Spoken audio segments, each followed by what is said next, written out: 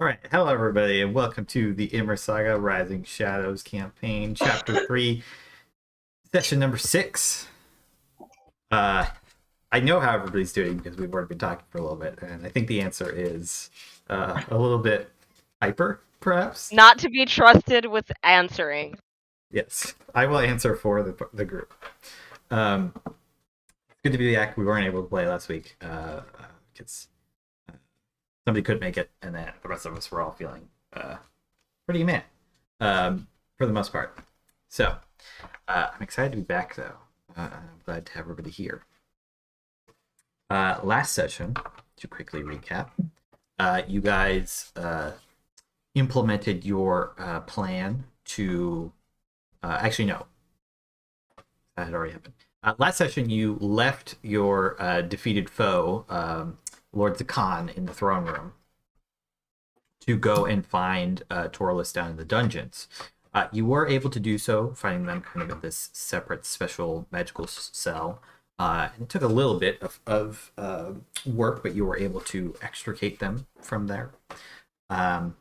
Despite your party's success, the coup as a whole seemed to have been somewhat unsuccessful, as Lord Zakan's men, at least, were still roaming the palace and looking for these traitors, and you amongst them.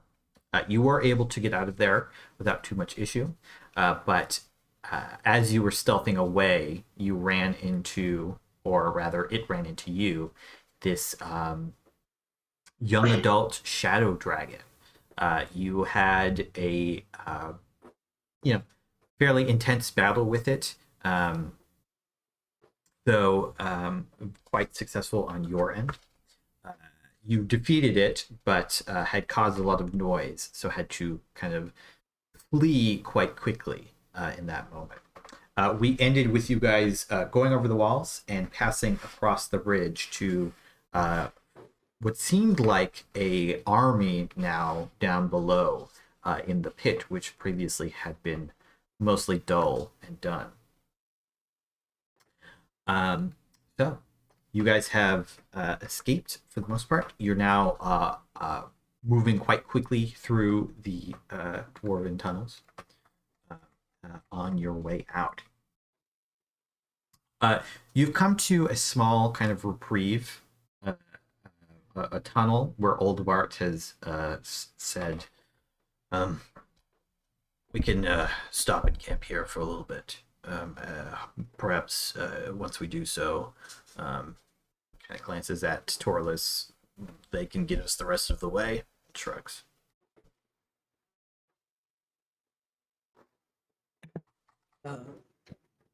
It's probably a good idea to rest, recuperate, and Will is looking a little bit frazzled from taking a shadow dragon's breath individually to the face.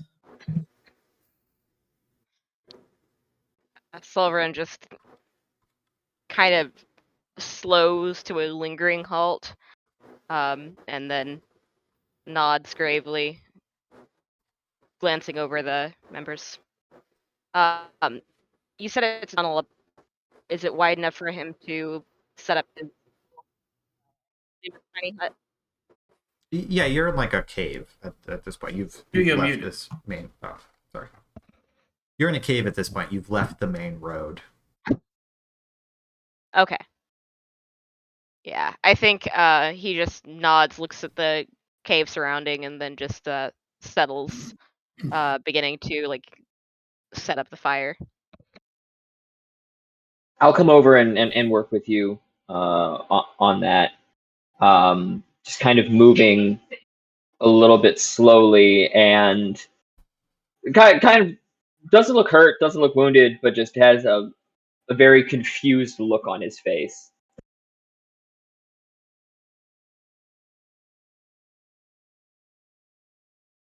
Okay. I think that Torless and Kala are kind of sitting down for the first time. Torless is kind of, seems to have recovered a little bit. but is drinking water and seems quite tired. He kind of looks over the group of you now that you have a spare minute. And says, something. Sorry, Sean distracted me. I apologize. There's something. That's okay. People were You hanging owe out by your my thought? fiance's car, and I was just like, "Are we good?" But it's fine. Owie. That's all right. You're good. Like, He there's no sports ball game tonight. We're not tailgating. Come on, guys. Oh God. Sorry, the looks Australian over- tailgating. Jack knows what tailgating is. I've had to explain it to him Yep. before. I've seen sitcoms that make fun of tailgating. Torlus looks over the group of you and says in his a slightly less raspy voice, as he had a lot more water and some time. I want to take a moment now to thank all of you. I can't say that I'm familiar with any of you, so I suppose now is not a bad time for introductions. And he kind of is just glancing, waiting to see who is going to step up and introduce themselves first. I think Will takes slightly longer than normal, but still probably is first. And says, I think we've met to an extent. I had been casting sendings to you. I'm Willow. She gives like a slight wave. It feels to Will the same as it must have felt to Kala meeting Will's parents. That like this is a person of import to Kala, and thusly that's an extra layer. Also, it's a hero which like Will is very familiar with. So she's a little bit like, I don't know how to deal with this. Yeah, there's like an awkwardness there that isn't generally present when Will is meeting people. And I thought he says, yes, Kala has spoken a bit about you to me. Thank you for taking care of her in my absence. He glances around again. I think that Uba comes up and is going to try a more formal introduction. So they bow very deeply and say, it's very nice to meet you, Torlus. I am Lord Uba of the Turquoise Oasis. And then immediately looks frazzled and says, you can just call me Uba instead. Kind of like looks at you and thinks for a moment. He says, I am at your disposal, Lord Uba. When Uba turns away, Will gives like a little, that was good. Uba looks slightly less flustered. Medea will walk up and take off the heavy gauntlet on their hand to reach out their hand to properly shake. Don't look the most confident in themselves, but definitely a little bit better than before. But their face is still kind of battered with blood, because they haven't had time to really clean it. And they say, my name is Medea. The Order of the Silvered Stag, and to greet you now. I've not done introductions in quite a moment. Medea looks around. They don't have like a lordship like Uba.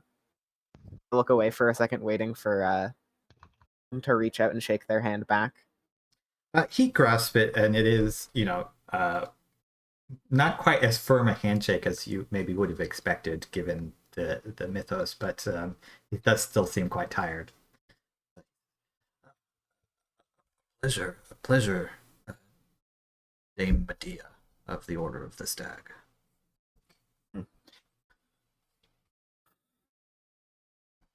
Truth be told, I did not expect we would make it this far, but I'm glad we did. He kind of thinks for a moment and says, I'm glad you did as well. Moving his eyes now between the two remaining who he does not know. He is already acquainted with Old Bard. Alveron looks up from helping to start the fire, and Alveron, former First Sword of the Blackened Skies, and trying to figure out what just happened back there. Goes back to building the fire, which is something he has some semblance of control over. I almost want make a survival check, Alveron. Because this is not something that you normally really do a lot. Hmm. Oh, not bad. Okay. I too want to know if I'm just bumblefucking my way through this. Oh, okay, that actually worked. You surprisingly are. I mean, like campfires are something that you haven't had to do a lot. The other party members typically do this thing, and before that, you lived on ships, which is not somewhere where you have a ton of campfires. But you find some particularly dry mushroom stalks, and after checking with Sulveran to make sure that they're not poisonous, you quite quickly set them ablaze. Torlus does raise an eyebrow when you mention the blackened skies, but doesn't seem to comment on it at the moment. He just says, well, I thank you, Alveron, First Sword, former First Sword. When Alveron has finished with his greeting, Sulveran pulls his hands away from the fire, a little, just a little spark coming up, and Sulveran, half exile, and he looks briefly over to Kala and says, "It is good that we found you," and then returns to he stands up and just he begins to step away to make his paces to set up the hut around them, and then says, "The healing that I did for you back there was minimal. I will see to you again in a moment, if you please," and then continues back, getting that tiny hut set up so he's occupied for the next few minutes. Sulveran, can you wait to do your tiny hut ritual? Silver just nods, and after he nods and goes to sit down, he just kind of stops for a moment, a little aimless, and then he beelines on his pack to focus with unpacking that.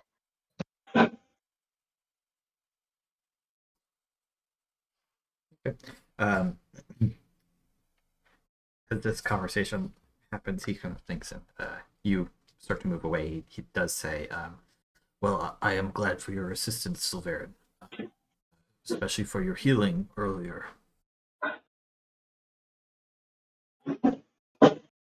But sensing that perhaps Will wants to speak to him, he gestures for you to come sit with him. No, Will wants to talk to Sulveran. Oh, okay, sorry. Misunderstood that. Sulveran can't leave the hut after casting it.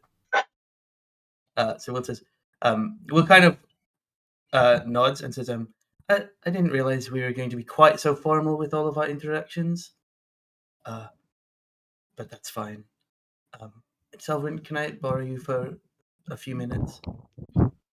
Sulveran just immediately stands up, very agreeable to follow Will. And I think we walk away, and Will lifts her hand up, and it's covered in this red sticky ichor. That isn't really the color of blood.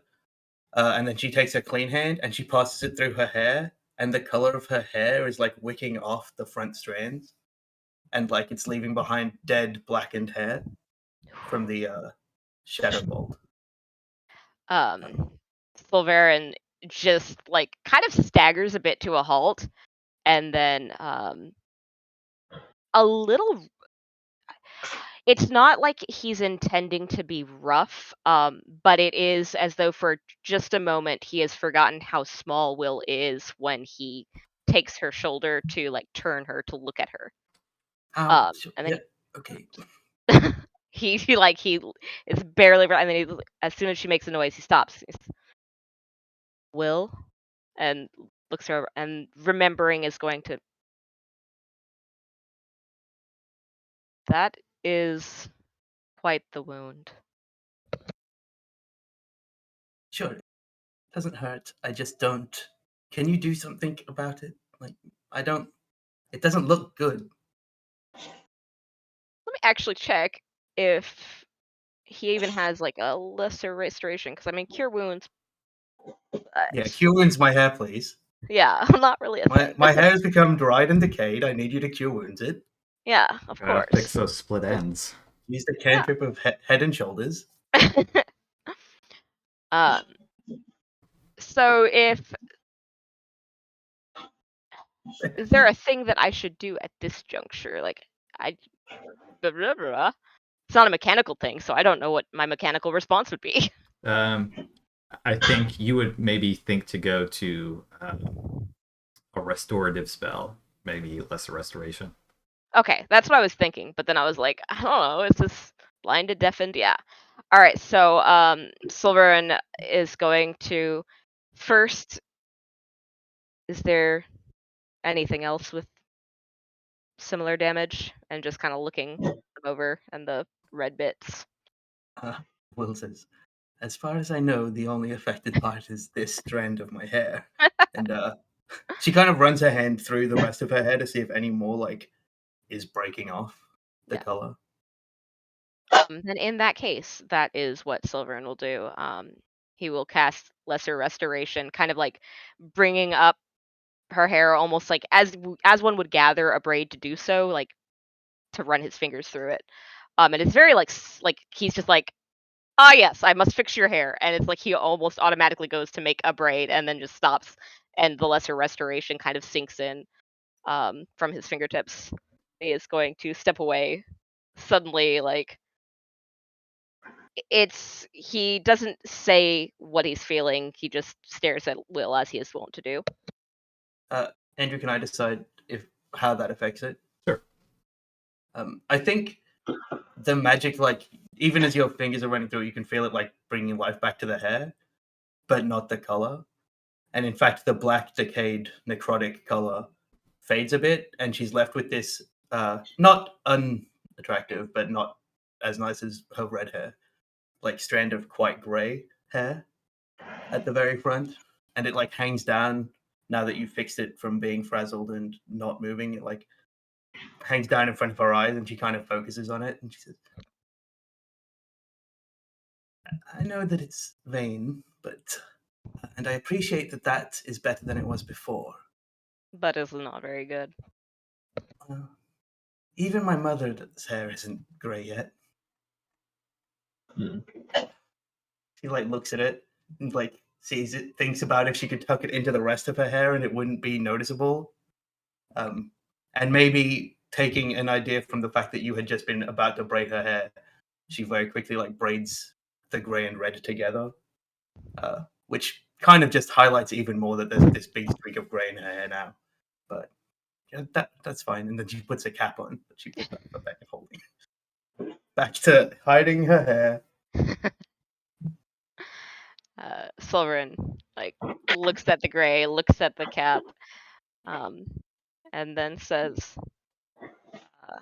"Young Kara would call this your mark of wisdom."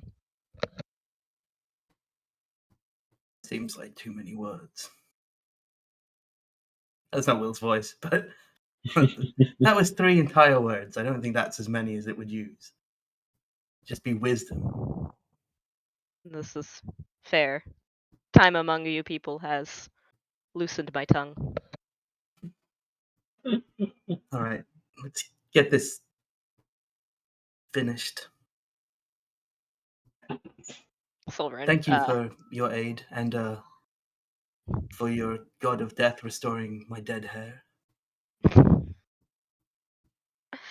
Sulveran hums a bit.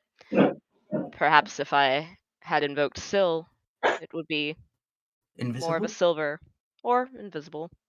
That would be equally funny. Braid and invisible hair. Will's like starting to head back. As they enter, Sulveran will walk the paces to set things up.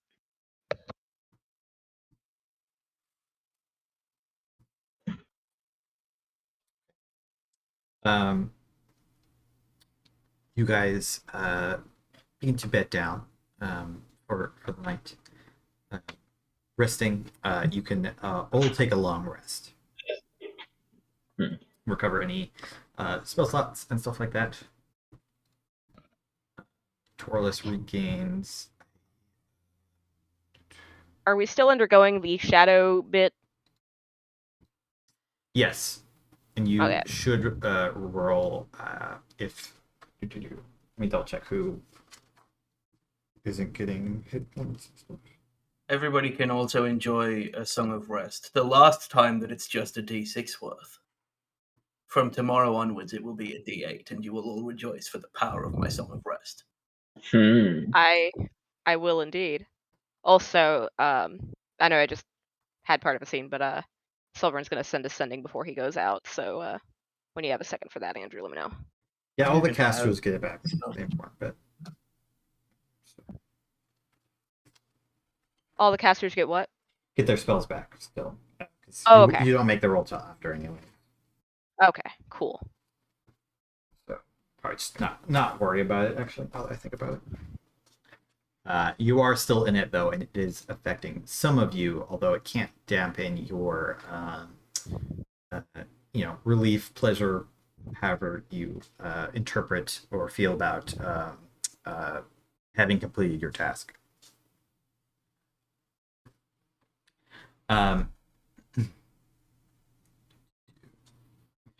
Will, during this downtime, Calla will break away from Torless and go and talk to you. She approaches you a little bit, not sheepishly, but somewhat unsure or unsteady.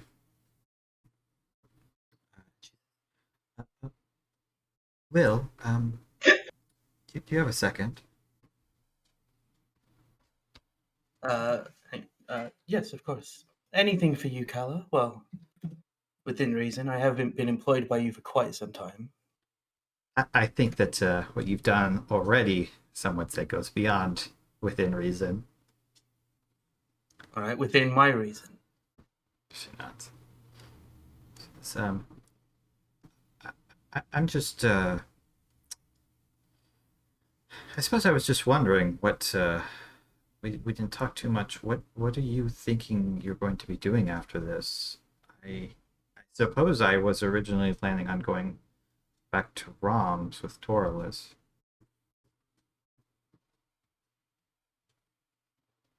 Will looks at Calla like it has been quite the whirlwind few days for Will. Yeah. And Will looks at Calla and really looks at Calla to when this question happens, and Will's like, well, given that my employment period was until we had rescued Torless, I suppose I'll have to see what other opportunities arise. But it seems like there is some kind of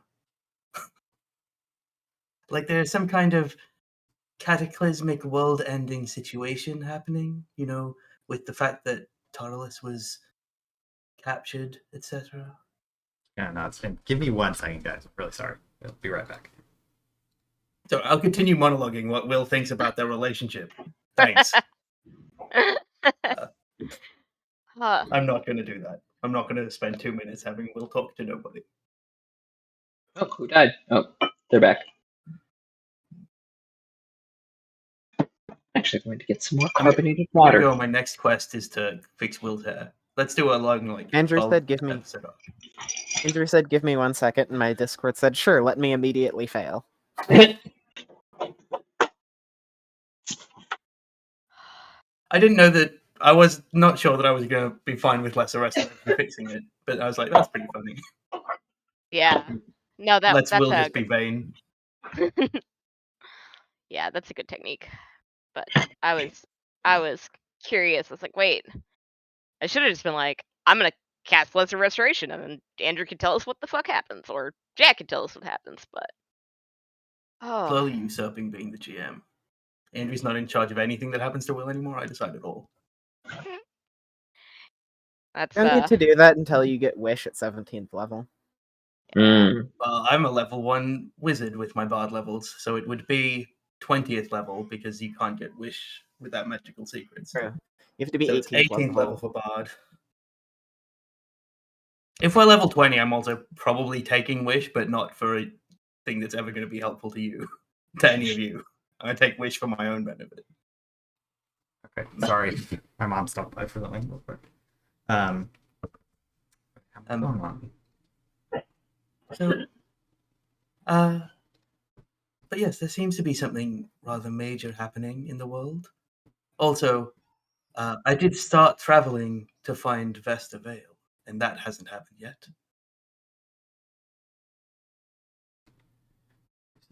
But Rams is nice this time of year. No, I'm not saying you need to come with. I just was thinking about what I'm going to be doing. Will like holds out her hand as the long rest is starting to like take effect, and like twinkles some like little magic and said, "I just understood the magic behind teleportation. So no matter where you are, it's never more than a deeply expensive piece of sapphire chalk away." Well, suppose that's not the worst thing. Anyways, I suppose we should worry about getting back still. I just uncovered the magic of teleportation. Oh, do you have sapphire chalk? No, Right, got it. Sorlis told me that unfortunately, without his spellbook, he can't teleport us back. So we're going to be hoofing it does he still. have sapphire chalk? He normally does carry it with him. Unfortunately, that was not amongst the things you recovered. Will shakes her head. All right, walking it is, I suppose. Unless one of your friends, you or one of your friends, has some sapphires. Will like shouts to Uber. Well, maybe not shouts, but steps back into the hut and says to Uber, "Uber, hello. Do you have any sapphires?" Uba just, Uba has at least one and just like pulls it out of their bag nonchalantly and like chucks it at you. Will catches it and then thinks about how you would go about making that into chalk. But I think we'll look at Cal and say, "Well, we can go ask your master if he has any understanding of how to turn a sapphire into a spell component." It doesn't have to be a sapphire, but I was just double checking this. It just has to be precious gems worth 50 GP. Which is I'm thinking of a different spell. just cheaper than I was. What's the sapphire chalk thing? Oh, if that's the case, Uba's gonna give you like 50 gold worth of some other gem because that sapphire is a very Will's expensive not one. going to explain that to you. You just threw Will a sapphire. Never mind. That's how You it's have, gone. I think you have like a multiple 100 GP sapphire in your hand now. Yeah. The thought of Uba at a I do have gentleman's a, club is giving me a certain vibe. I do have a gem in Alfred that I gave him ages ago just to shut him up that I will use for the spell if Will knows that I don't need sapphire chalk. Is it to make the circle? That's what sapphire chalk is needed for? Yeah, it has to be gem infused chalk. I think it used to. They might have errated that to just be any gems. Because I also remember it being sapphire for some reason. Yeah, I remember this being a conversation we had like about the stupidity of the economy of like how much money that costs. It costs a lot to make it permanent, but Yeah. just casting it is not that bad. All right. I assume you just hammer the gem into dust, right? Yes. After inquiring a bit, Old Bart will tell you. I can do that with some of the things I have. If you give me the sapphires. Sure, Will pulls out a non-sapphire and hands it to Old Bart. Okay. It's like a red. Not even a ruby, but like a cheaper redstone. Sure. He will spend some time grinding it down and turning it into chalk. It does take him a little bit, and I'm imagining this is happening towards the end of the long rest. Sure, in the morning, maybe. Yeah. He says, we'll still have to journey a little bit a ways out. Just teleportation magic can be a little wonky down here. Well, not. It works in a similar way to sending, so not being the. So I'll wait till I can get a sending out reliably, I suppose. Speaking of that, wasn't Sulveran going to do a sending? Yes, I was going to get back to that. Thank you. Sulveran, you want to cast a sending spell? Yeah. Sulveran is not going to stand up from the fire or like move in any like particular distance. He is just going to settle his hands on his knees, sitting, and of course, like he always very much sprawls out, but he brings his hands in close to his knees in close, places his hands there, and when he does so, the area around him immediately catches a chill that does not match the fire that he's sitting next to. A few motes of frost drift around him, and he casts Sending. Kalatka, she is freed. Take pride. She was willful to the end and struck me no blows. There is no refuge for the purple-eyed. I really like that sending. You do feel the magic snatched away in the darkness, because you're still too far into Saliel's embrace to cast such spells outwards. That's fair. He feels it and then just deeply sighs. The cold around him fizzles, and it's like replaced by the sudden warmth of the fire, and he flexes out his fingers with a slight grimace before just leaning back against the edge of the wall that he's placed himself against and looking back into the fire.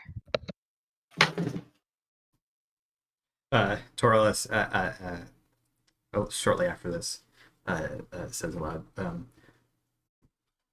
I've just been informed I owe you all a lot of money.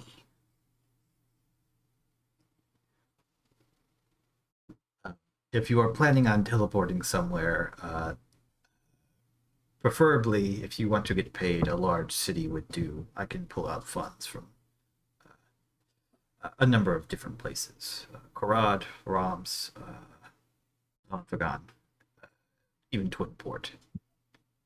Well, two of the three teleportation circles I know are Twinport and Anfagon. So you could go to Salsum. I could trace some for you. I feel like Anfagon's fine.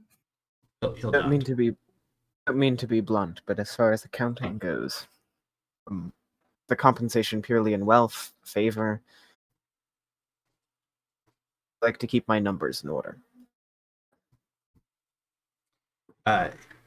He nods.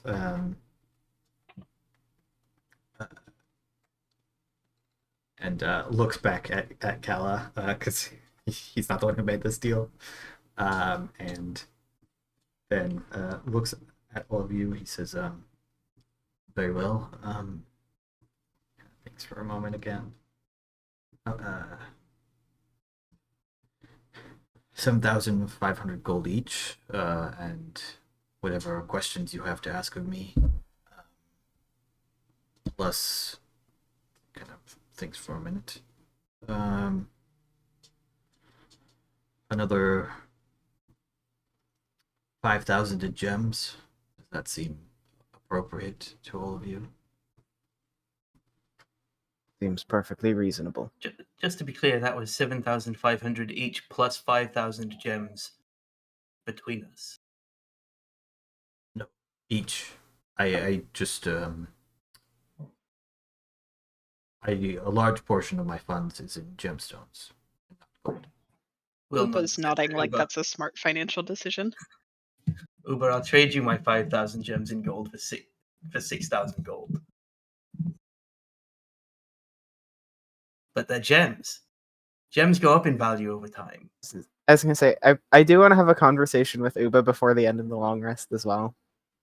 I think Uba's going to stick their tongue out and say, that sounded like a tempting offer, but I'm going to have to pass. Will laughs. That's probably a prudent business choice. Does Kala pay for her apprenticeship? No. Okay. Hey, I've been a wizard in this world, and I charged somebody You for my did charge somebody. No, It's no. not. It's not It was a good deal. uncommon. Like, no, totally but not that's uncommon. not remotely the point, is it?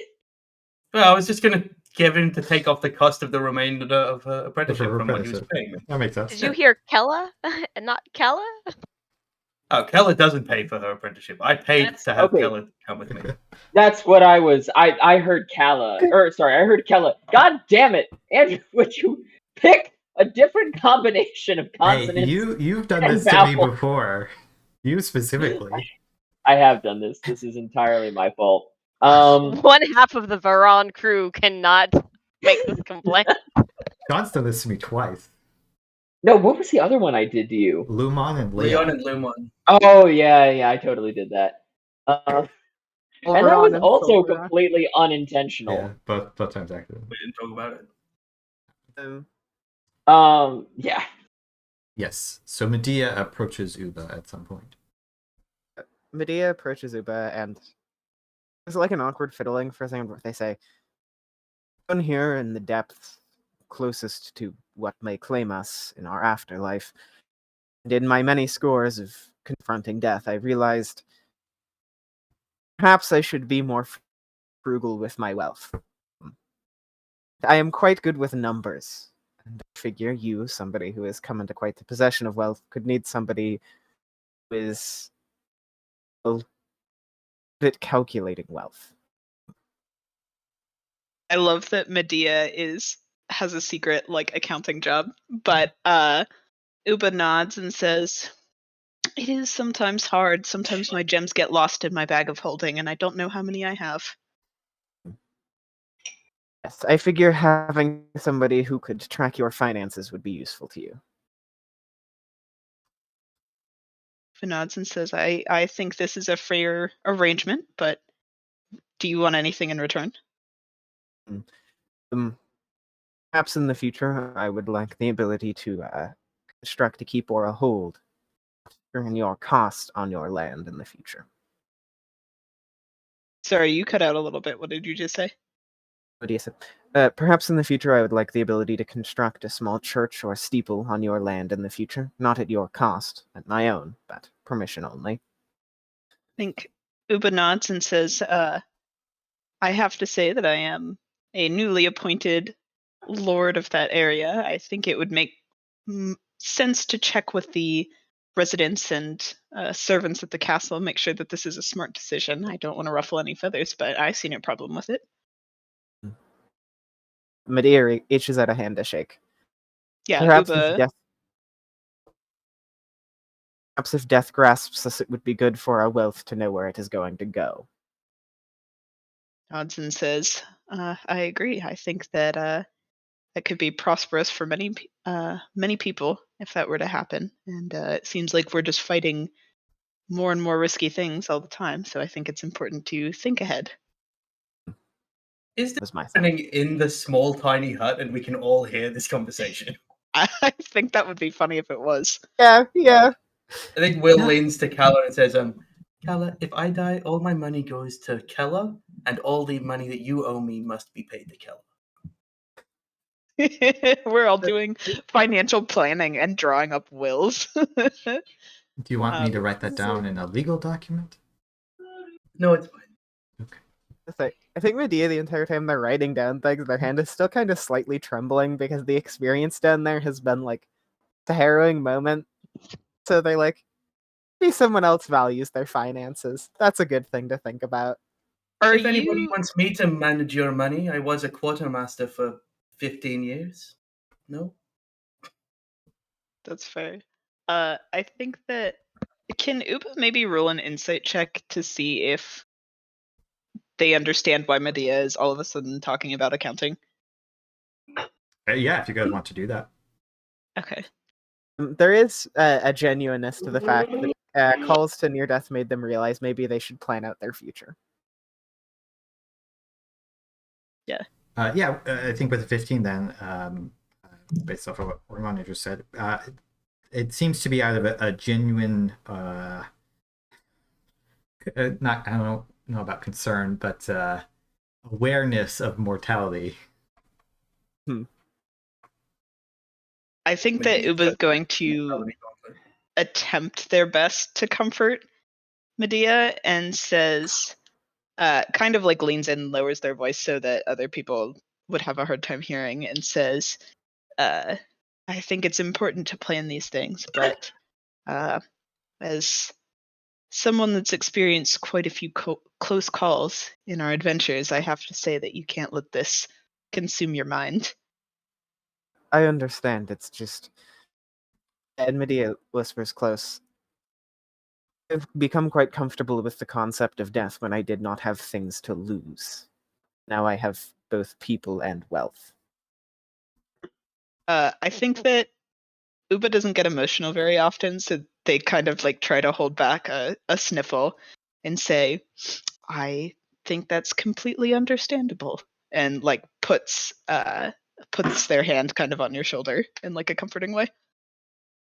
Medea tilts their head away a little bit. They're not moving the hand away, but they just like stare off into the distance. And they're still like, I think they're like by far the closest to Uba in size, so it's not that awkward, you know? I say, people say you will not take your wealth with you when you die, but it's good to plan out who will take your wealth when you die, I think. Uba nods in agreement, but I don't think has any more to say. Kella actually looks at Uba in the way that only a child asks you a perhaps sensitive question. She says, do you have any family, Uba? I actually don't know anything about most of you and your families. Only really about Will. Uba... Will looks at Kella in only the way a teacher can look at a student that is about to be in trouble. I think Uba nods and says, yes, I do. My family is not very big. I don't have any siblings, but I have a mother and father, and come from a small village at the foot of the mountains. It's quite beautiful there, but yeah, I do have a family, but they're small. Isn't that Because they're unusual for kobolds? When did Kella learn about kobold what- biology? I didn't teach that lesson yet. I read about in a book that that they normally have very large families.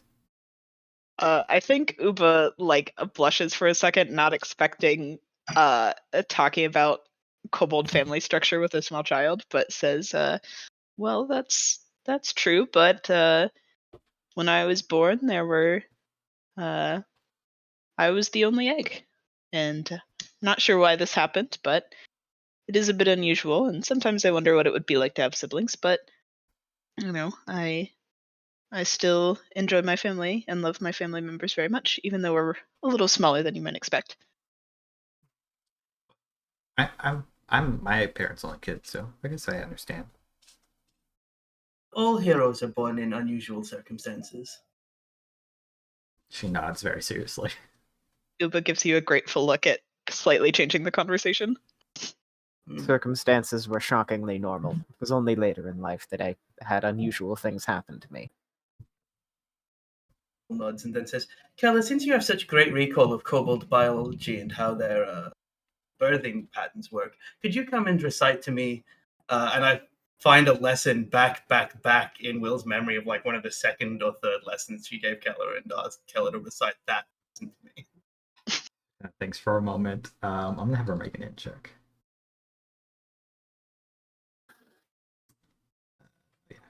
I need to move Keller. I always go to look for them in my NPC folder, and they're never there. They're in monsters because they're secretly a dragon. They're just in the loose jumble with you guys. They're quite smart That's for like- their age, but I just rolled very poorly. The best descriptor of us ever. The loose jumble. Uh, um, she kind of glances at Ak, hoping somebody will help out. Like looking at, she looks at Cal. And Cal's just like, look at me. I forgot. Will. Will nods, much more serious than Jack is. All right, we'll revisit that lesson. This time you can write it down. He nods. When we're Appropriately back scolded. to Anfagon, not today. But The lesson is about why you don't ask awkward questions in dark tunnels after a terrible battle. yeah, sometimes you don't want to answer a question that's been asked of you, and that's the lesson. I think on that note, unless anybody wants to have another conversation. I think Alveron was going to. Okay. Yeah. At some point over the fire, when Sulveran is just, I'm assuming you're kind of camped out by the fire that you'd set and not really talking to everybody. I think eventually he does move, but it's just because the fire is very hot and the area is not cold. So he has like stepped like out, but he can't leave the hut. So he is like on the fringe. Okay. Alveron comes over to you at that point after Alveron has had a chance to. It doesn't look like Alveron has really slept. He's rested, but he hasn't slept this time. And he hasn't had access to a mirror yet, so he doesn't know that his eyes have not stopped glowing. Usually he has some knowledge of it, and it only, like, you've seen when he uses some sort of, when he does something arcane as a one-off, they glow for the moment. Or in the fight with Orthorin, the captain, they were glowing the whole time. But now, after that first spell went off, they have not stopped having that pale seafoam green glow. He hasn't recognized this. He hasn't had a mirror. He doesn't know. But he does know that something has changed. And it feels closer to... How do I put this?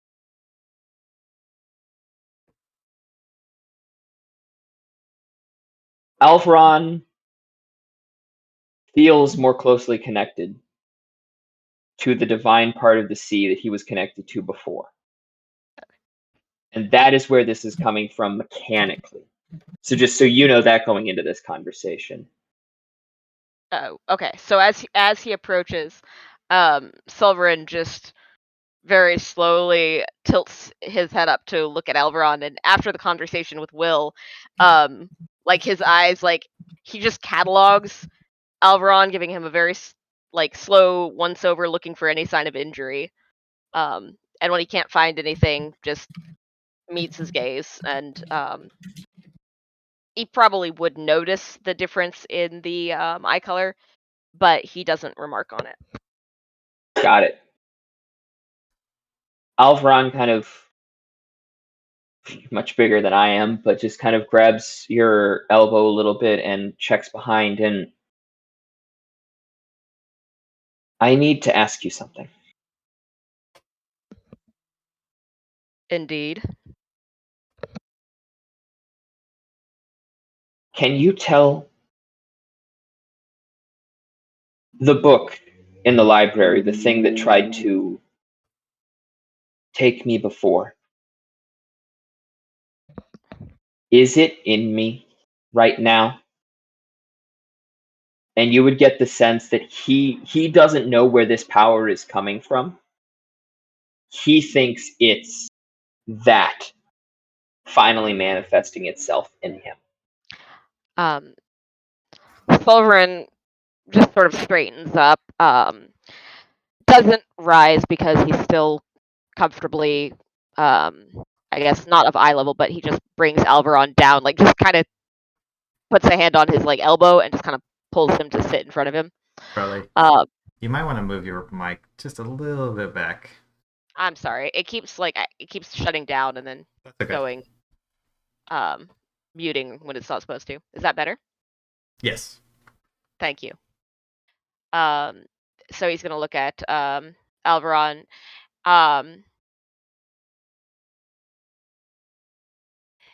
Before he starts doing anything in particular, he just examines him and says, "The thing that took you in the library was not subtle."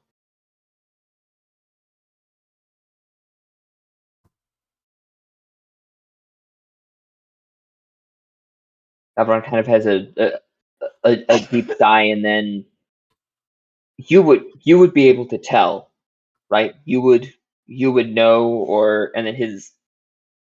I don't know if Medea would ever leave a spear or a javelin unchecked or anything, but definitely a sideways glance.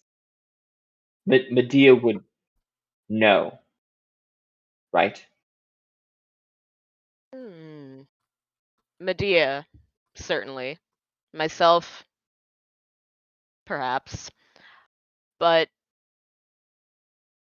and he just stares at him for a long moment before he continues. If this is a problem within yourself, shouldn't you consider it first? What makes you feel that the thing in the library is with you now?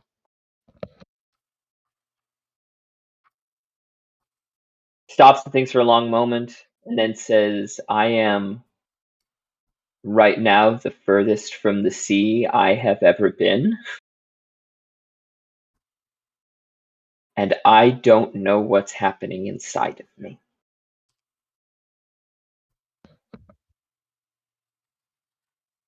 Then close your eyes and sit with me for a while. Consider it.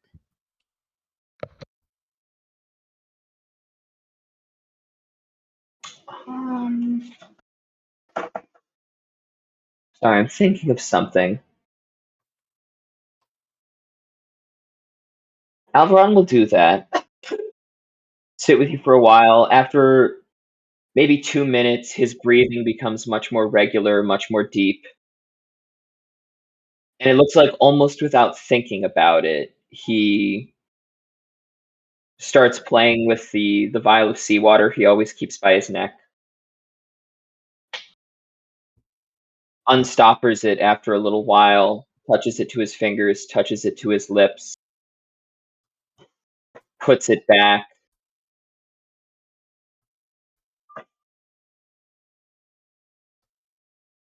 Will, you're still within the hut, right?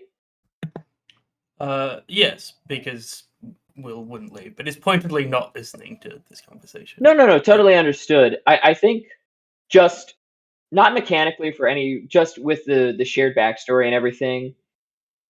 I think Will would probably hear and Sulveran would hear because you're experiencing this moment with me. As Alveron is sitting there, as I'm just experiencing this, and it takes a little over half an hour, I think, of sitting there just breathing together. Will and Sulveran and Alveron would hear a sailor's song quietly. Alveron as well. Just it feels like it's in the back of your mind playing. And it's a song about coming home. It's a song about seeing shore on the horizon. And that, I think, is the moment where Alveron stops being afraid. And Alveron has been afraid since before the combat with the dragon. But that's the first time for a long number of hours that Alveron has not been afraid.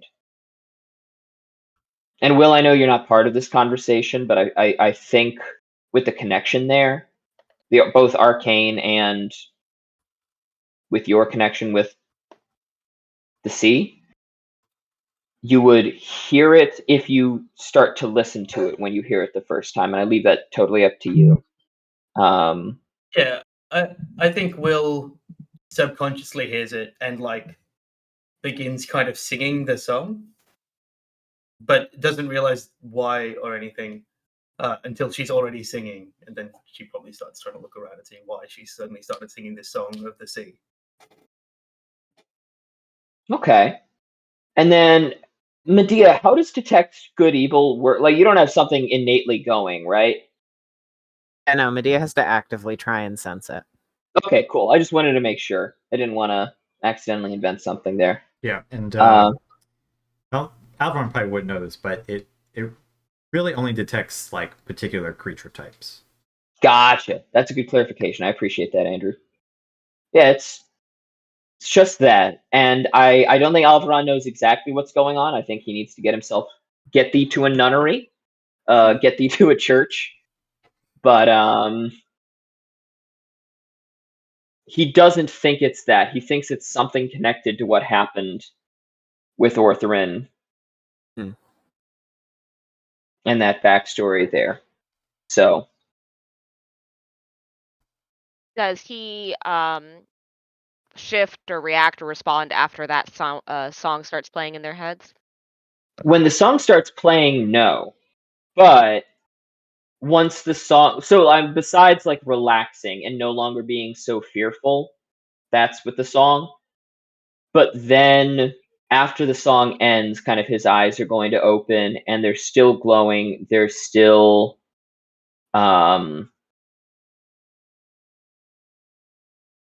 they still have that brightness to them. But they look a lot more determined now, and they look a lot more intentional rather than looking for answers. And he says, I think I need to visit a temple very, very soon. And we're both sitting together. I think without thinking, he's going to hug Sulveran and just on Sulveran's like face, like there are tears 100%. Where those tears touch, they are ice cold, which as a Gathite I know would register, especially with the fire bias, but there's that hug.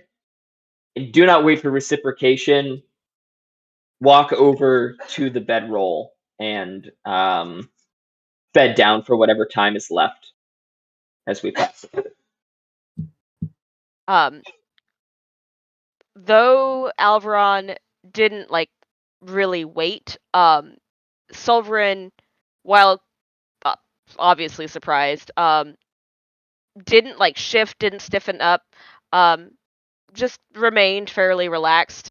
And as Alveron departs, he just, good night, Alveron, and then returns to like watching the others. The No, we're good. Carry on. I think because Will did like start paying attention because of the singing, Will like saw the end of that interaction and just rumbles to Sulveran from the opposite side of the tent in Gathite. Everyone's weird today.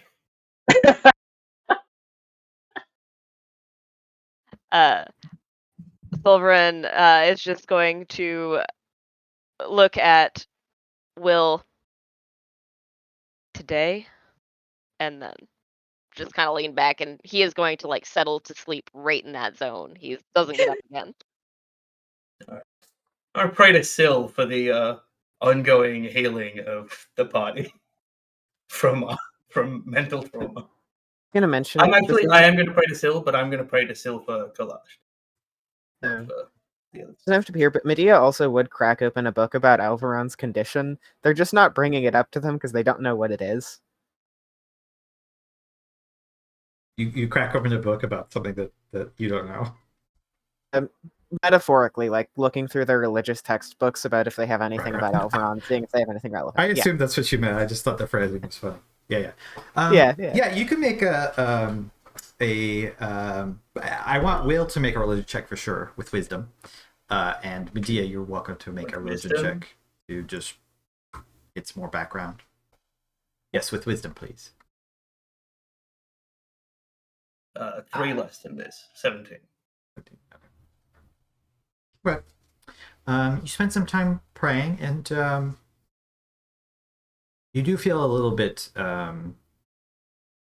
calmer, or that these things will pass. Is the kind of thing that you receive back. Not literal words or anything, just a vague feeling. Medea, you kind of read through your tomes. It's definitely interesting. Like Alveron could already do some magic before, so you're not sure if his powers are just growing and like he's interpreting it poorly because of everything that's going on, or you think you're going to need to do some more reading if you want to help him substantially. But I mean, in your mind, and maybe Will, I know you didn't roll, but I think Will and Sulveran probably get this a little bit too. In your minds, you never like felt or detected like evil when they were casting these newer spells or anything like that. Though, you don't know very much about their magic at the moment. And on that note, you all spend the rest of the long rest recuperating before you all get up. Silverian, just trying to remember, did you want to do something at the end of the long rest? No, he just tried the sending before and that failed. But I do want to know if when we get up, if Alveron's eyes are still that color. Yes. Alveron also has not looked in a mirror yet. Yeah, Doesn't know. that is the point. Like, once it lasts after like a sleep, that's the point where Sulveran will nod at Alveron as they're waking up the next morning and say, "This was present before the incident. How long have you had?" And he just indicates the eyes again. The color change. Alveron knows that this has happened before, but he knows that it was linked to the weird stuff, as he probably thinks of it. He knows he's not actively doing anything right now, and he just looks. And he goes into his bedroll, and Sulveran, before he can even leave, just shows him the blade of the mithril dagger to like reflect it into his eyes.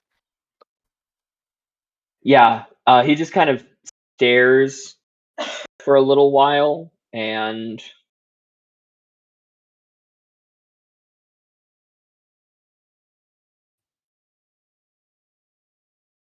just makes eye contact with you for a long moment, and something has changed.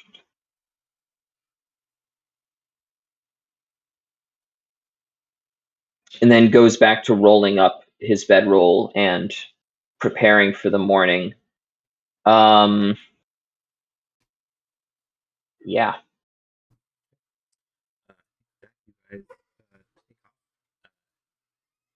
Do we have a roll to make for the shadows this morning? Is that the roll you were thinking about?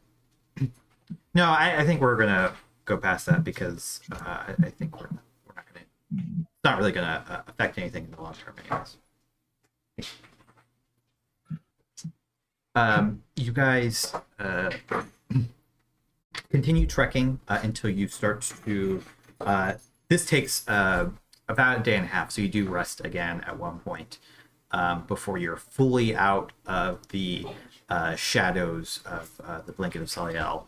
Enough that old Bard will look Will and say, handing you the chalk that he's made, say, I think you're good to cast the spell now. It's exciting. I've never done this before. And she starts to she looks at the ground. She finds a 10-foot relatively flat circle, and she takes the chalk and she because it's not like a block of chalk, right? It's like a chalk powder.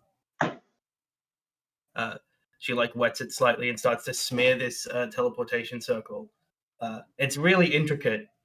It has these waves built into it, and as she finishes it, the contents of the 10-foot thing start to ripple, and ship planks begin to appear.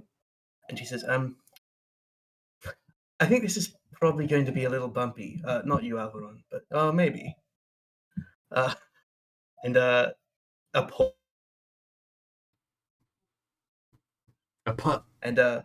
Sorry, you cut off there, Greg. a portal appears, and she points at it, and she says, "This only lasts for a moment." But as you go through, it feels like a ship cresting a wave, and then just like everything dropping at the other side. Like her teleportation is non-elegant. As you're I'm going to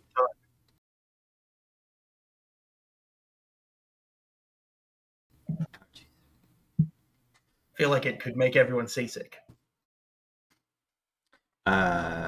just-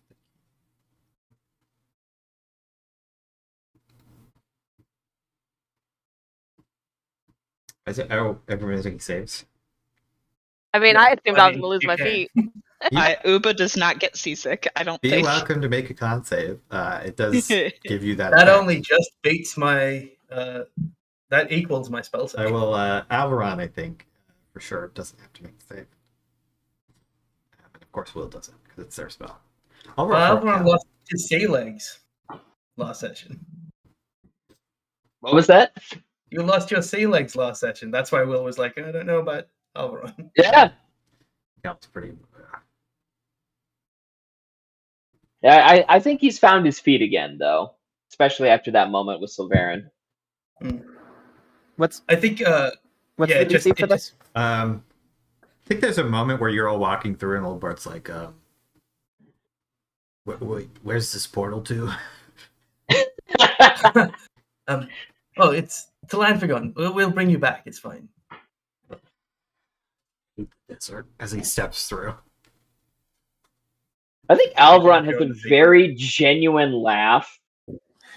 At this point, Alveron has not been home in so many years and has forgotten that people do have permanent home stations that aren't ships.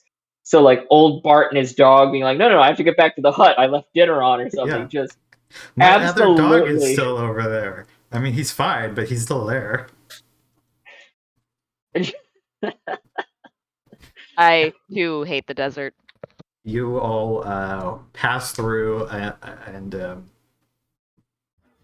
after this. I think Sorry, go ahead. Will being the last one through, the portal closes and it bursts into salt water, which falls with her feet as if she's landing on a salty deck. And she kind of looks at Alveron and says, "I think that's how I always want to travel from now on." You're all. Yeah, you all pass through the portal, and there's the sudden crashing waves, the feeling of unsteadiness, seasickness, as light blurs into your eyes till it's just bright white before you blink and you have arrived at the Ruby Palace in Anfagon. A attendant, Elkarn attendant, looks up, seeing all of you looking somewhat bedraggled. As spending another two more checks in the thing, you all probably at the end there were starting to become affected, are all very relieved to be fully out of that area, and in the bird chirping. You can kind of hear the gardens off in the distance of the repast attendants. Hello. Sorry. He quickly writes something down. I wasn't informed of a group of travelers. Welcome to Anfagon, to the Ruby Palace. The Suthana thanks you for using our teleportation circle. Kind of looks at all of you. Can I get you anything? Could you send a message to the Suthana that a confidant has returned, as well as Lord Uber? Presuming Alveron is just still laughing from that previous laugh, Sulveran just kind of takes a very steep step backward to come in line with Alveron and just puts a very heavy hand on his shoulder, kind of with his thumb on the other side, so it just kind of supports him a little bit and just steers him as Will talks. Yep. With that, Alveron just kind of comes to his senses a little bit and is just like, Yes, we have Mr. Looked at Sulveran. We have Mr. Ladyship. So, and then realizes he has no idea what the fuck he's doing and just goes back to shutting up.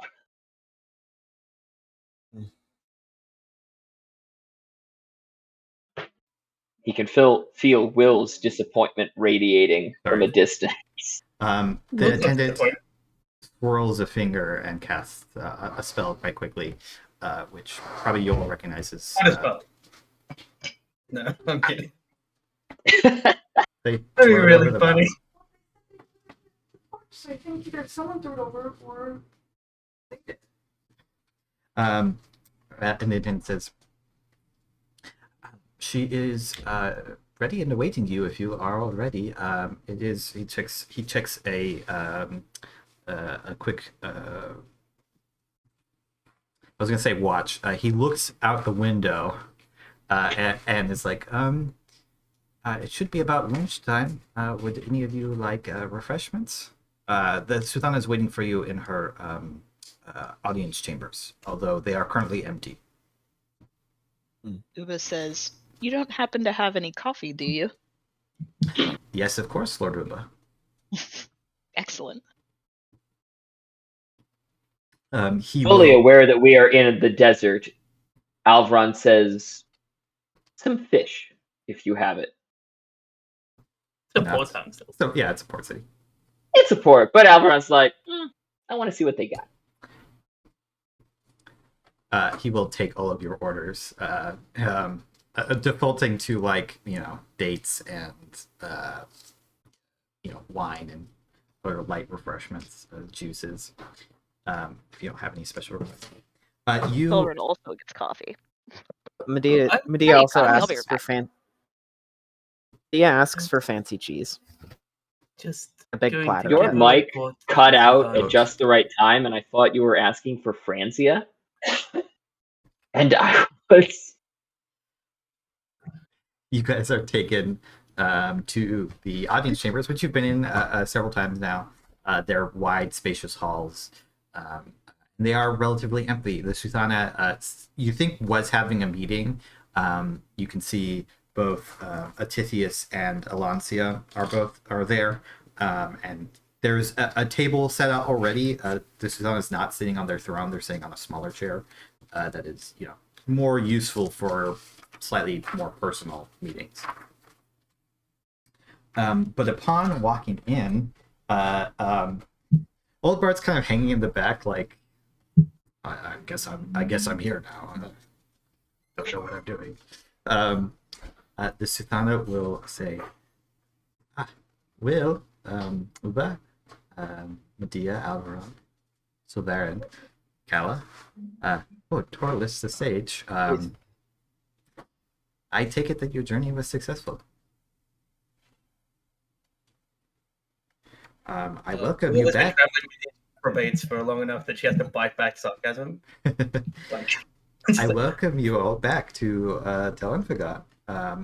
Servants are already bringing out your various requested refreshments.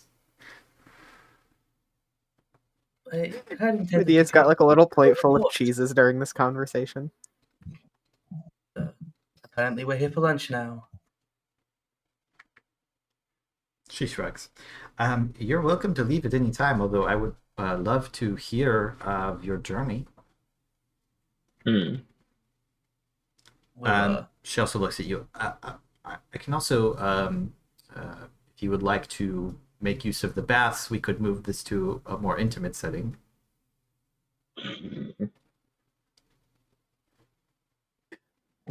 She suddenly calls you out for being dirty.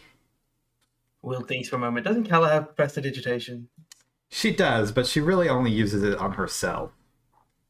I feel like that's an unfair cutting out of Will of this being clean, and Will would request prestidigitation. I will say Alveron does have prestidigitation, but he doesn't know it yet.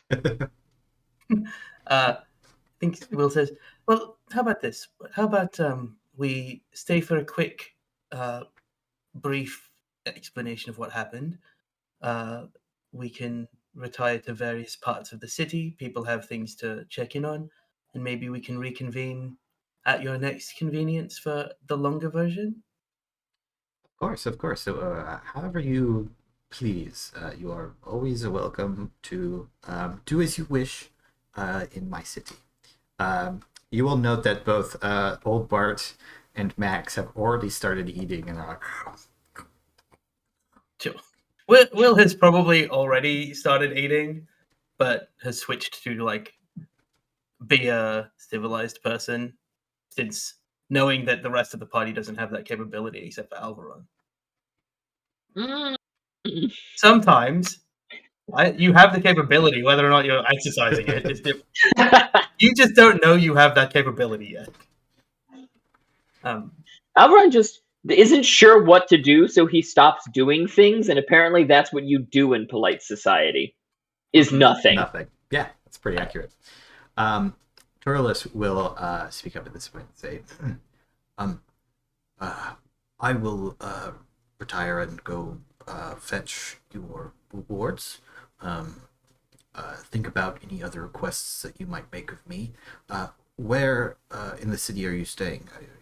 He kind of glances at the Susanna. Are you guests here at the palace? Oh, we're guests in many of the affluent abodes within the city. You can find some of us at Melf's Tower. Medea has their own compound. Here's a good Thea place. nods between eating cheese and waves a hand.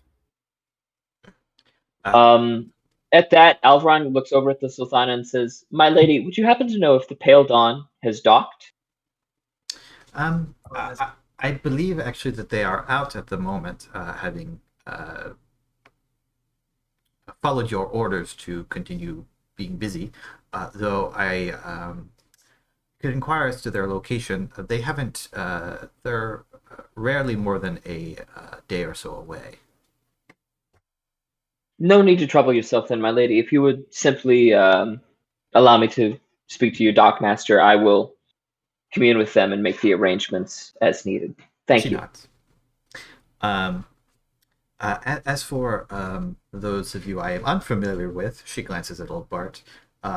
You two are welcome to stay in the palace for the time being if you do not have other lodgings. Old Bart just, yeah, sure, I guess that sounds fine. He kind of looks at Will. Just let me know when you're ready to take me back. I don't have a strict timetable. Next couple days. Will nods. Will nods and says, "I'm sure the Suthana will allow us to borrow teleportation to the city that you're from that I've forgotten out of character." He nods. Yelmador. That's Well, that's actually not where I'm from, but it's where I live. Waiting for Kella to step in here. Kella's like, "I live in the moment," and then she gets. I don't live anywhere. I'm homeless. Life is a construct. We all live inside our own minds. We're all just figments in a role-playing game. No one is I know, allowed yeah. to have ranks in philosophy. Will The only person that can say we're Yes. figments in a role-playing game is Ort. That's his line. Yeah, that's Ort's thing. Yeah. But yeah, Will does sketch out the broad strokes of what happened to Adithius, and the Suthana and Valencia. And when like getting to the Shadow Dragon and explaining that she got hit by a shadow breath, like takes her hat off that she's been wearing literally the whole time and to sleep. And says to Valencia, "Do you know what this is?" And she points to like where her hair's gone grey. Sulveran restored it, but it happened when the necrotic energy. It was like my hair was bleeding color. Well, sometimes necromantic magic, as well as spirits and ghosts and things like that, can drain the life force from a person. But generally, a restorative spells fix that. Was there anything else that happened in conjunction with that? No, can I make a a check to try and piece together other things that happened around the same time that Will might not be? Yeah, you can make an Arcana check. I also. Oh no, go for that. Is that a 1 or a Okay. 19? In 19. 19. My simulacrum died. But that shouldn't do this. She shrugs and she says, well, I have heard of situations where spells such as Simulacrum or Clone, when cast either incorrectly or there are sometimes inferior versions. Did you cast it from a scroll? I did. One of the ones that Sultana gave me. It has been known to happen that such things can affect the caster in a permanent way. It's why such spells are often not used, although in theory they could be made as a form of immortality. They are not true immortality in the same way. Possible it affected you if the spell on the scroll was not quite as efficient and proper. It might have taken some of your essence somehow, or perhaps it opened you up to being more permanently affected by the Shadow Dragon. And this is kind of what you're getting as well. Will is nodding, and maybe I can find that scroll somewhere. I will look into such things. Such spells are not in my specialty. I'm more specialized in divinations. Will nods and says, well, I'm not so skilled yet to have a great knowledge of simulacrum, but anyway, and then we killed the dragon. Toralus killed the dragon, as is to be expected for one of his advanced skills. He waves off. He says, the beast was fleeing. It was not real. Fleeing from the might of Toralus the Sage.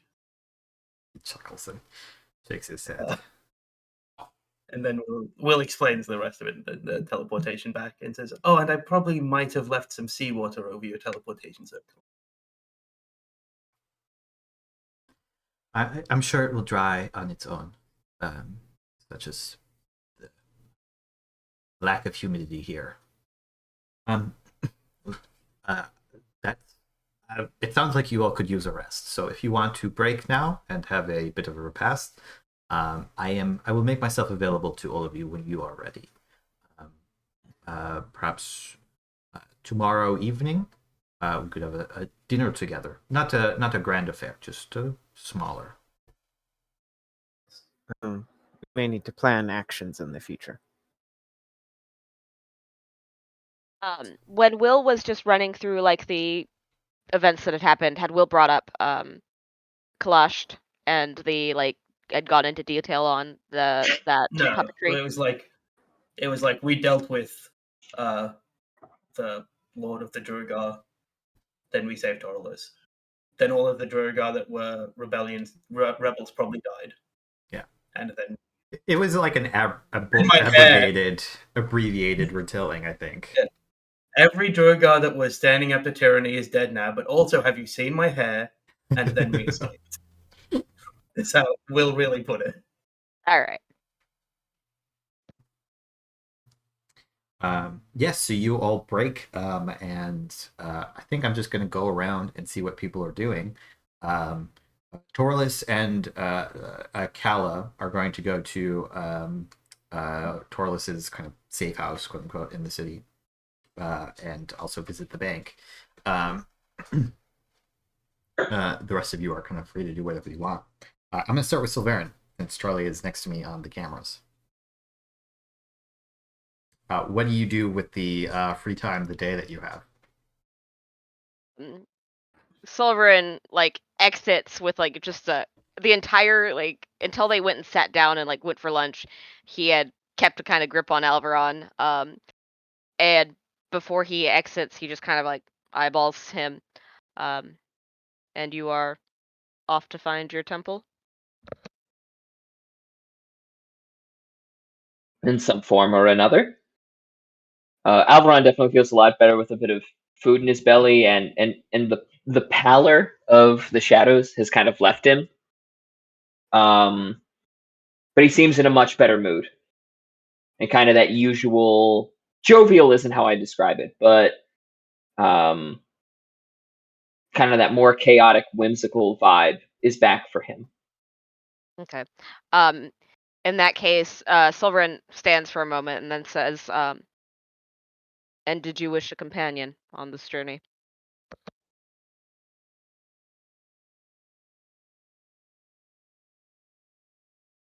Are you free? Sulveran just like looks around them. There's nothing here in this town that compels my attention, such as, and he indicates the rest of them, including Alveron. At that point, Alveron then snags 2 pieces of fruit off of the table and says, "Then let's take a walk." And when it gets to our turn and like our chance to explore. Sulveran, do you spending to Kalatka now? Yeah, that was going to be the plan.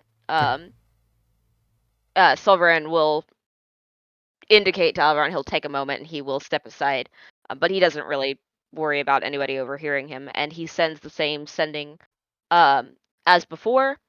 The only difference is that he brings his hand and he's like the feathers have been sitting there for a long moment and he hasn't removed them once. But before he can like bring them out and use them almost as a totem, he returns to his usual totems. Not that indicating it's a totem at all, just that is like a draw for him. He says the exact same things as before. You get a response eventually. Let's call it. It says, "Old Caro felt their spirit return before ascending. When you have some time, you might return to the tribe."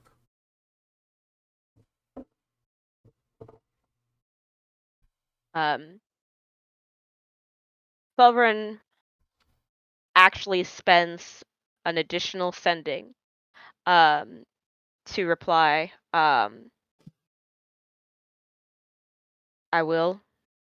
still have not found those you have spoken of. And he doesn't give an ETA because he really doesn't know. But he then goes off and joins Alveron. Yeah, I think Kalatka doesn't reply to that second one. Understanding that's like a response that doesn't need a reply, really. All right. Well, we will save Sulveran's the rest of there for when we get to Alveron. Uba, what do you go off and do? So I think that first Uba decides to be the responsible version of themselves, and they send a letter to their parents as well as their like castle area. Just kind of, it's kind of like those letters you get at Christmas where someone's like, here's what happened over the past year. Just kind of keeping people updated. But then I think Uba is kind of, takes time to clean themselves up a bit and then decides to approach Medea. And Uba's method of feeling better when you're having existential dread is spending money. So Uba is going to ask Medea if they want to possibly accompany them to either the market or to like a bar, just like kind of a fun night out. And I think they'll also extend that invitation to Will, but I think is kind of, if Will is busy, just kind of like if you want to tag along, sure, but it's really about distracting Medea from existential dread. I think think. Medea's pretty. Sorry, go ahead. Medea's pretty quick to reply. Like, they're happy to go to the bazaar or to the market to go with Uba, even if they don't buy anything. They think it's fun to go window shop with Uba. I think if it is evident to Will, which it probably is, that Uba is like trying to distract Medea, Will say, it's probably best if you take charge of distracting Medea. It'll be a nice outing for the two of you. Uba nods, and as they're nodding, pulls out like this list of parchment that has like a long list of places they could go, and is like pointing to it, like, "Well, I think this place could be fun. This place has some nice things," and is like going through it. Will, thinking about how little Uba likes to part with money, reaches into the bag of holding and pulls out the sapphire that Uba gave Will, and it's like, "I ended up using a different gem. You can have this back." I appreciate that. Thank you. And Uba Finance your distraction of Medea.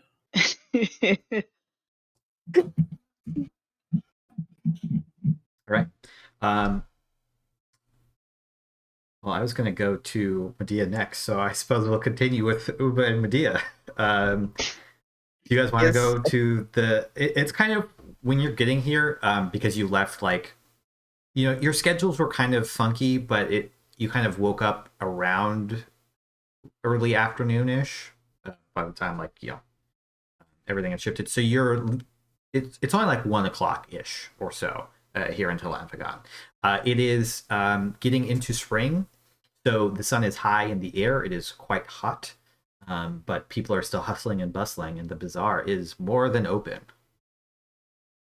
I think that so Uba says, I've been thinking about potentially looking at some newer weapons. Perhaps we could go look at try and see the most powerful weapons we can find, take a look at those, and then perhaps we can end the day with a nice drink and a meal. What do you say? Yes. I think that would be wonderful. They stare off to a window immediately, and they have the most mournful look ever at like a expensive hairbrush. They don't want the hairbrush, but they like... Everybody spent so many days of their life making that hairbrush. There's obviously some great meaning behind this hairbrush in the universe. And then they move on 5 minutes later to do the same thing with a different object. Why don't I get both of you to roll me D100s and investigation checks to look around the bazaar? Can I help Uba, or Uba help me with an investigation check? Yeah. Do you? Uba doesn't Okay. have it, unfortunately. Okay, so I'll just roll mine flat. Yeah, and I'll do mine as well. I'll bardically inspire Uba on the way out. From the distance. That helps. Sure, go ahead. You can. No, like on the way out, I'm like, "Oh, you're doing something nice. You're gonna do a good job, Uba. It's gonna be great." Finger gun. Is that I get to roll a d8? Yes, at this level. I have to check if it's going up. The Not next too bad. level it goes up. Okay, 16. Wow, you both rolled really close. Is that the same? It's not. Okay. So, you guys do find between the 16 and 21, you are able to find a number of different merchants selling high quality weapons. Some enchanted, some not enchanted, but in either case, fairly masterwork. Are you guys looking for magic weapons in particular, or just like really high quality weapons that could potentially be enchanted? So I think that Uba would be looking for a better bow and arrow, but they're also going to be pointing out anything that looks like it's like, like a next level weapon. Like Uba's like, imagine how many demons you could kill with that spear. Look at that. Oh, look at that. A nice shiny dagger. I think Medea occasionally, as like Uba's like, that's such a nice shiny dagger, and they're like, it could fill the heart of some foul demon. Uba would like clap you on the shoulder and say, "That's the spirit," and then like take you to another weapon. How does Uba reach the shoulder is my only question. I think Medea's not like incredibly tall, right? Medea is very Yeah, short. Medea's real only short. 5 feet tall. Yeah, like 5 feet okay. flat. Yeah. It's just the voice you use, Ramona, always makes me feel like I should be looking up So Medea's yeah. body type is dwarf, but 5 foot tall. So Ah, maybe Uba's more like hitting like kind of your arm, like slightly above Yeah, your hand. That's like the best they can do. I think Medea is still very obviously enjoying the outing, and like, you want a flavor this comes up with one of their abilities, their aura of courage. I think they're immune to fear because for the first time in their life, they're just so openly feeling it now. You know? aw. Okay. Yeah. So You've you been guys. vaccinated against fear. Yeah. Yeah, basically. This is them getting inoculated against fear. Like, they're used to feeling it again. You know? Uba, I imagine. Do you use a short bow or a long bow? I have a longbow. A long bow. Okay. You do come up to they're selling magical gear. It's not just weapons. They have a number of different things. But as you're looking, you do see this very like fancy looking bow that you think could be up your alley. The person standing at the stall is they're actually a human, and they seem quite hot. They're constantly fanning themselves. They've got this large fan that they're using that's like, flipped open. And she looks and notices your interest. She says, hello there. Can I help you, friend? Yeah, Uba gestures to the bow and says, this particular item has caught my eye. Could you tell me a bit about it? Yes, of course. This is actually a very, very nice piece. It is. She kind of looks at it, and you can see it's got like this bear skull, kind of where the I think there's a proper term for this, where the arrow is knocked. Wherever your hand is. She says, this was made by an arcanist friend of mine who has a flair for the dramatic. He has called it Kill Skull's Longbow of Dread. Uba looks extremely interested at that very absurd name and is like nodding along. The skull is made from a bear's, as she kind of points out to it. And it's got like 2 small gemstones embedded into the eye sockets. So whenever you hit your target with this bow, you can expend some of the magic stored within the bow itself to deal to them mind-affecting damage. They also become frightened of you if they're, depending on the creature's mental fortitude. The nods and says, of course, of course. It is a very fine piece, very fine indeed. She kind of thinks for a minute. Is this something that you might be interested in? And I apologize, I didn't quite get your name. I think now Uba's going to try and do the formal greeting and says, yes, I'm Lord Uba of the Turquoise Oasis. It is pleased to meet your acquaintance. And, will offer a hand. She bows and takes her hand and she doesn't kiss it, but she kind of doesn't touch it to her forehead, but she holding your hand touches the back of her hand to her forehead. And this clearly this very formal sort of greeting. She says, I must beg forgiveness, my lord. I did not realize. Uba says, please, no need for apologies. But then kind of gestures at the bow and says, so yes, what would a piece like this go for? It is a very nice piece, very well worked and enchanted. I could sell it to you for 6,000. Did Torlus give us our reward already? Or is he out? He has not, although you would probably have known by now, having been to the bazaar several times. You can often say, I'm going to buy this, and they'll hold it for you because not everybody carries that much coin on them at once. That makes He have sense. issued us some. Does Imris have like a cursor or like bank slips that like he would have handed us as well, maybe? This actually has come up before. Imris does have bank slips. Not everybody is comfortable with taking them. It kind of, if you are like a well-known quantity, a well-known entity, like a well-known merchant, or you're doing a lot of business with somebody, banknotes are exchanged, but they're not so standardized and well recognized at this point in time that it's like, oh yeah, like I'll take this banknote from this random guy, sure. That makes sense. So I think, does that seem like a fair price for this? I mean, it seems like a very fancy bow. You can make an insight check or an arcana check. I'll Make do... an insight check as well. I'm not good at either of these things, but let's see. Well, Uba says that sounds good to me. You're like, I'm sold. This sounds great. I think you would make an arcana check solely because they're very trustworthy about other people, but they're not sure if this is like up to par. Sure. Ooh. So it's definitely enchanted. You can tell, like, the gems are there for a purpose. They're not trying to sell you bumpkin or anything like that.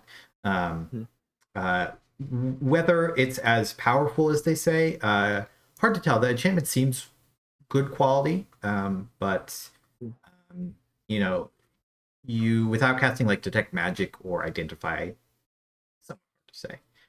But Medea does have detect magic actually. okay, yeah, they're happy to let you throw up detect magic. It's definitely enchanted. Yeah, Medea will take. I can never remember. I think it is. I think in this case it actually is enchantment of the schools. Medea will say, "Oh, it's the 20. Can I tell if like this is a particularly strong enchantment, like worthy of such a price?" Yeah, that doesn't seem outrageous. You know, magic weapons go for a lot. It seems like a decently powerful enchantment. Okay. Yeah. Medea will look over it and say, "That seems a fair price. This is good work."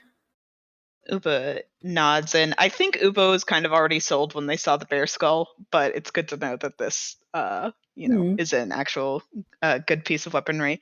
So I think Uba says, I think I'll take this. Medea, did you want anything else?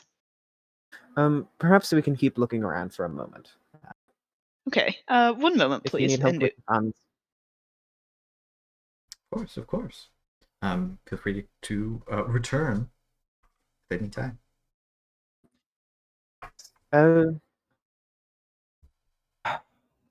Should return with we should return with payment within the next day, as far as I understand. Uba says, I don't think payment will be an issue. I was more concerned if you wanted to purchase a javelin, a dagger, some sort of demon slaying device. Theo will look around. Is there anything in this shop in particular that catches their eye? They do have a couple javelins up on racks.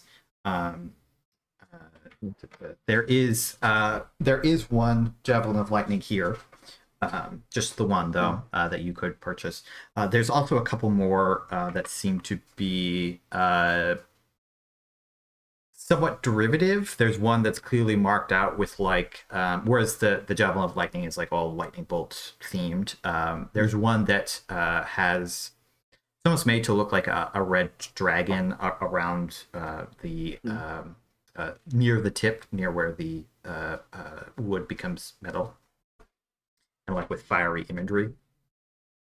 There's actually two of those, as well as a couple that are decked out in this kind of green that suggests to you of poison or something like that. Medea looks around and says, "Do you have a device in particular that may assist in the launching of javelins or spears? Such things before." Unfortunately, I don't. I think I've seen such things in the bazaar, but a curio that I unfortunately do not engage with, unless it were magical, which I have yet to come across. Medea, thinking about it, says, I may come back to visit when we go to pay for this, but thank you. That is helpful. My pleasure. My name is Alana. I'm only in town for a week. I've rented out this stall for now. But within that time, feel free to come back. Uba gasps when they say that she's only in town for the week and says, perhaps it would make more sense to purchase this item now. And Uba just drops $6,000 worth of gems on the counter. Uba actually has 14,670 gold worth of gems right now. What happens when my you just like, God. here you go, Upa, here's all my gems. Uba's very frugal until they go God. on shopping bitches. I really like that the last time that Uba dropped a bunch of money was like for Alveron's like thing, and now we've got Medea's shop therapy. There's Yeah. just a part of me knows that if Uba existed in the real world, they would absolutely have credit card debt. Yeah, they would. They would. Oh. The Alana swipes the gems and quickly hands you the bow. Says, would you like a case for it? Uba nods and says, I think that would be good. Okay, they put it into a wooden case, complimentary, and they slide it over to you. I think, what was the name of the shop? The shop doesn't have a name. The merchant's name was Alana. Okay. Uba says, I will make sure to sing the praises of the fine wares that I've purchased at your shop. She said, of course, I'm a traveling merchant. My next stop will be, I think, Twinport, before making the loop through the north. If you happen to be in the area, feel free to ask around. Uba nods and waves goodbye and says, all right, Medea, I think this was a good start to our day. Shall we continue? And Uba's still in shop till we drop mode. At some point after this, Medea. I'm gonna start with Medea. Double check what what's your 70. I wonder if there are, Andrew, I was going to ask, out of character doom, stuff like magical addle-addles exist? Probably they might. It's not a type of weaponry that's very common here. But certainly they could be made.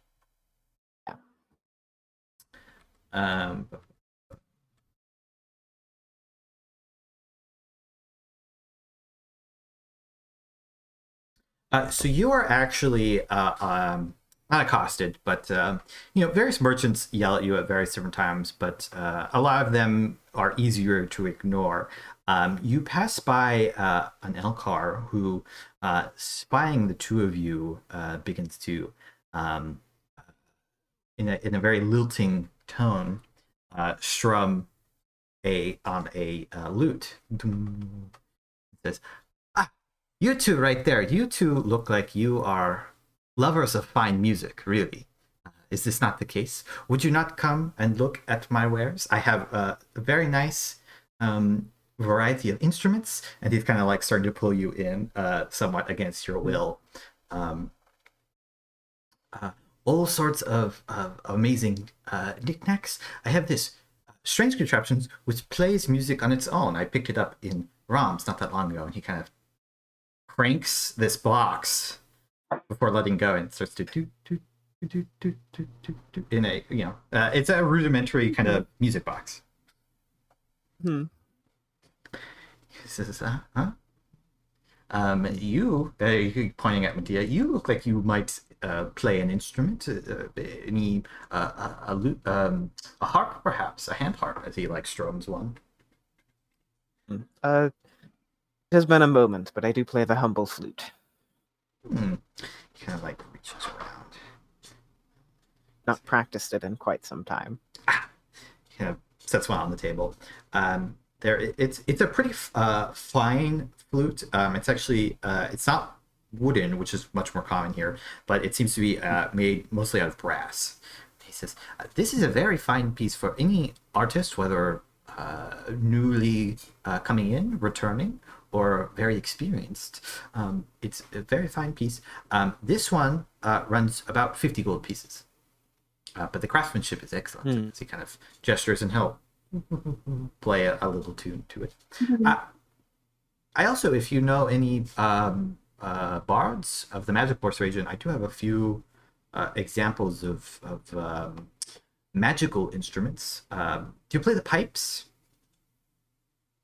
Well, we do have a bard among our company at home who may be interested in some of this.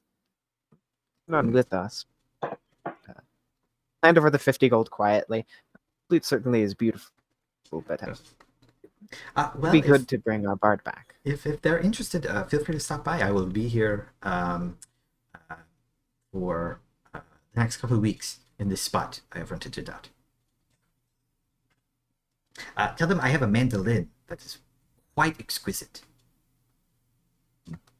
We'll keep it in mind. Yes. Yes, of course. Moments later, Uba, you are accosted by a fellow kobold who is in this bazaar. They are kind of this mottled green color. It's off of any kind of true color. They're wearing robes that are pretty fancy. They're mostly black, which is probably not the best choice at the moment, but it does accentuate their green scales quite well. They say, hello, a fellow kobold. Would you be interested in any magical things, perhaps? Uba responds in Draconic and says, I'm always interested in magical things. Very good, very good. They pull you in. I am a purveyor of scrolls and various other kinds of books with magic in them. You guys rolled what probably Will would have been more interested in, somewhat funnily. And he'll show you. He's got just piles of scrolls back here, as well as a number of different books. Also like writing supplies, like calligraphers' implements, lots of incense and stuff like that for kind of any number of different castings. He says, if either of you can cast spells, I have any number. I have cleric spells, wizard spells. If you're a sorcerer, I don't have any bard scrolls on me, but I mean they play music. It doesn't matter. They don't need it.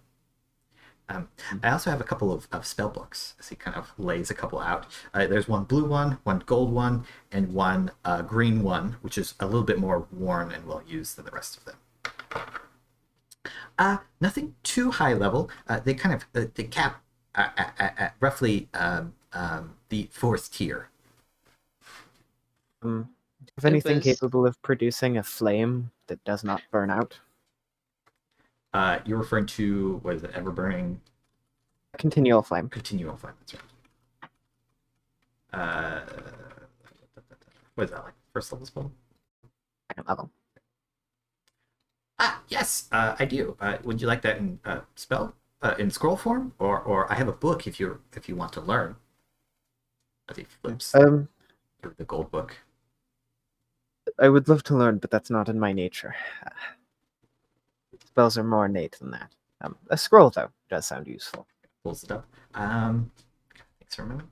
I have a couple of these. I could sell it to you for 250. That sounds useful enough. Do you need it in the holy variety or? The holy variety is easier for me. Okay. So he hands you a cleric spell scroll of 2nd level. Medea will pocket it. As the rock say, you might visit back. We have somebody who would be greatly interested in some of this, I think. I also offer identification services. If you have an item or you need to verify something that somebody else is selling, I can cast identify on any sorts of stuff. My name is Fizval, by the way. Uba says, those services sound quite useful. I was wondering if we have quite the young student in our group. I was wondering, as she's constantly learning and taking notes, do you have some sort of quill that never runs out of ink? Something like that? I think it might be a nice gift.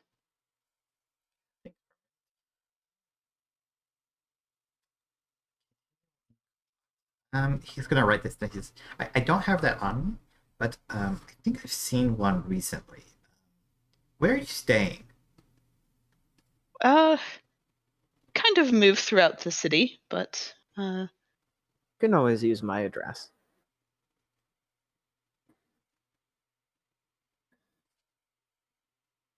And he'll take that information and kind of write it down. He says, tell you what, I'll find that for you.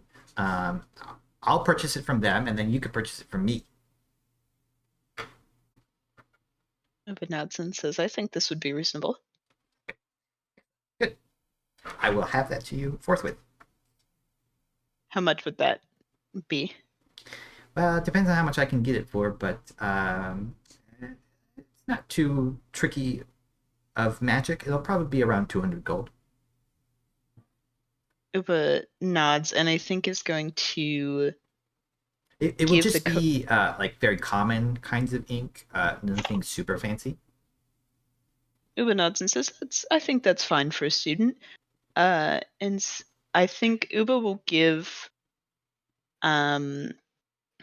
maybe like 210 gold and said, would it be possible to have it delivered to and Uba says Medea's address, I guess. Yes, I should have it to you before the end of the day. Excellent. Medea, did you see anything that you wanted to buy here? No, I think Will would be interested in much of this, though. I agree. We should definitely tell her, Kala, and Killa about these places. Yes, let them know. This is Fizval's Magical Emporium.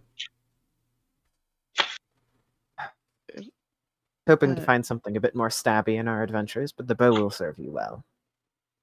Agreed. Well, thank you, Fizval, for your assistance, and we're looking forward to that item being delivered. Medea, would you be interested in perhaps getting a drink before we return to the others? I would not mind at all. Okay, we will loop back to that at some point as these two leave with their new purchases. So, Will, what are you doing? We're just about hitting the 2-hour mark. Yeah, I think I'm going to see what Will wants to do and then cut to break. Will tells Kello that she is going to have like a big day of lessons tomorrow. And Will wants Kella to like work out what she learned from the journey. And then we're going to go through that. And then Will's going to add stuff and we're going to do that. But for today, I'm going to shuffle her off to Melf's Tower to have a relaxation day. Probably have an amount of chocolate that Will thinks is irresponsible to eat. But Will tells Kella that like it's your day off. Like you can do what you like. Just if you in that time prepare for tomorrow, feel free. The morning tomorrow, you can do that as well. Then I'll ask old Bart if he wants to stay till dinner the next day. Yeah, I could do that. I'll probably be at the beach if you need me. Sure. There's a tavern in town, the Dragon Tooth. You might like the atmosphere there. If you see a kobold with shiny armor, tell him that we have succeeded in rescuing Torolus. He's often there. I'll look it up. Sure. Thanks. Great. Will, finally divested of all responsibility for all you idiots, goes and has like a 4-hour-long bath, and that's it. Like, okay. She'll cast sending to her mum and be like, hey, I'm sorry I left so abruptly. I'm going to come back soon. It's the first time she's probably sent to her mum instead of her dad for ages. And it's just like, I'm going to come back soon. I hope everything is fine. I figured And yeah, yours that's would be it. I don't shorter. really have anything Yeah. Okay. to do. Cool. Well, then we will cut to break, and when we come back, we will pick back up with Alveron. So we're see what they're up to. Might do a little thing and explain what old Bart and Keller are doing, but I'll either decide to do that before or after. We will take 15 minutes, and we will be back right after.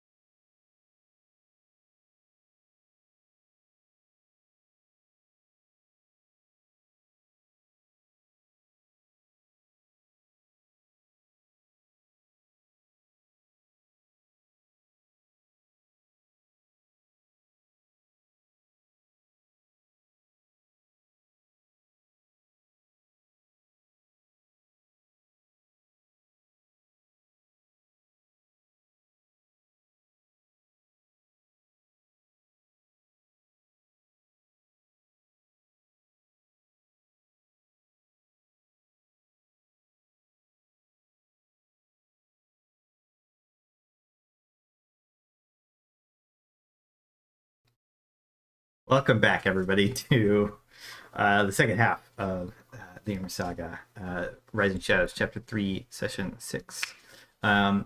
We pick up with Alveron and Sulveran on their way. You guys are heading to the temple, right? The temple to Semilus? Yes, we are heading to the temple. Alveron making small talk with Sulveran as we're approaching. And yeah, that is where we are headed. Okay. You guys kind of pass down the boardwalk, heading in that direction, kind of going around the peninsula till you arrive in this. It's kind of a bit away from most of the other temples because it wants, they want to be right at the shoreline. The Temple of Semilus is open. You kind of step in, thankful for the cool shade of the building, as it is quite warm outside. And Alveron, are you still shaving your hair regularly? Yep. Okay. You're it's a little. You think you should invest in a hat if you're going to be here for a significant amount of time. Makes entirely a lot of sense. Your head As does feel slightly burned. As a player who's a redhead who works in melanoma research, 100% I'm getting Alveron a hat. My people were not built for this. I'm sorry, I always mispronounce her name when we start getting in. Naina? Yeah, Andrew doesn't remember either. It's if I look at what I had wrote down again, I think it's Naina. If he writes it down phonetically, Naina. That tracks. Yeah. But Priestess Naina. Well, that's her nickname. Her full name is Naina. Naina. Wow, I'm wrong several times in a row. Fantastic. But is Priestess Naina on the floor or no? Yeah, she's there. She's there most of the time. Alveron is aware of his eyes doing the whole constantly glowing with arcane sea-based power thing. Sulveran, hold on, just so I have a clue as to the vibe. What is Sulveran's mood as we're walking in?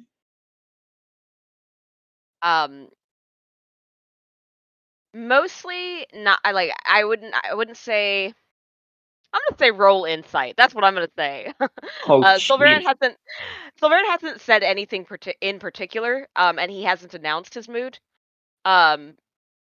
He did that morning, like when they were actually in the temple when they stopped and they had time to recuperate.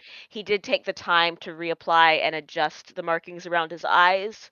So unlike their last night in the caves, it is not streaked through and wiped almost clean away from tears, but looks as though it was always like this.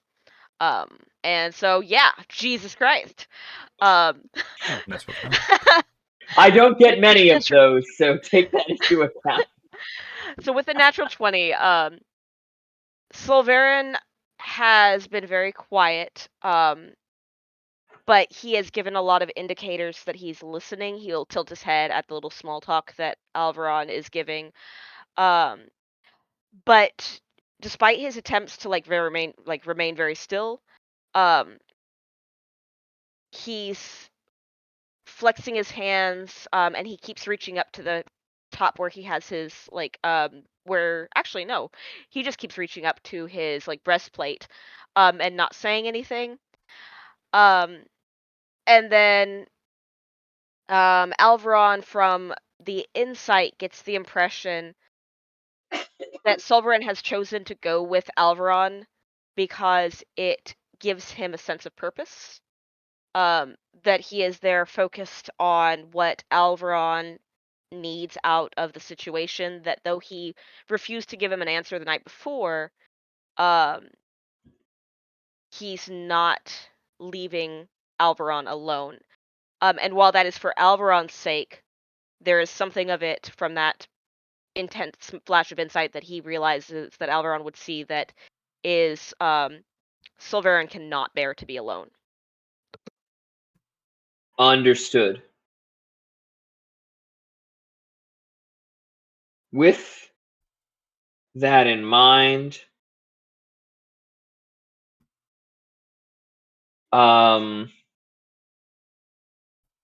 walking up together to Isniana, Alveron just kind of stands. I assume she's handling some sort of priestly duties at the time.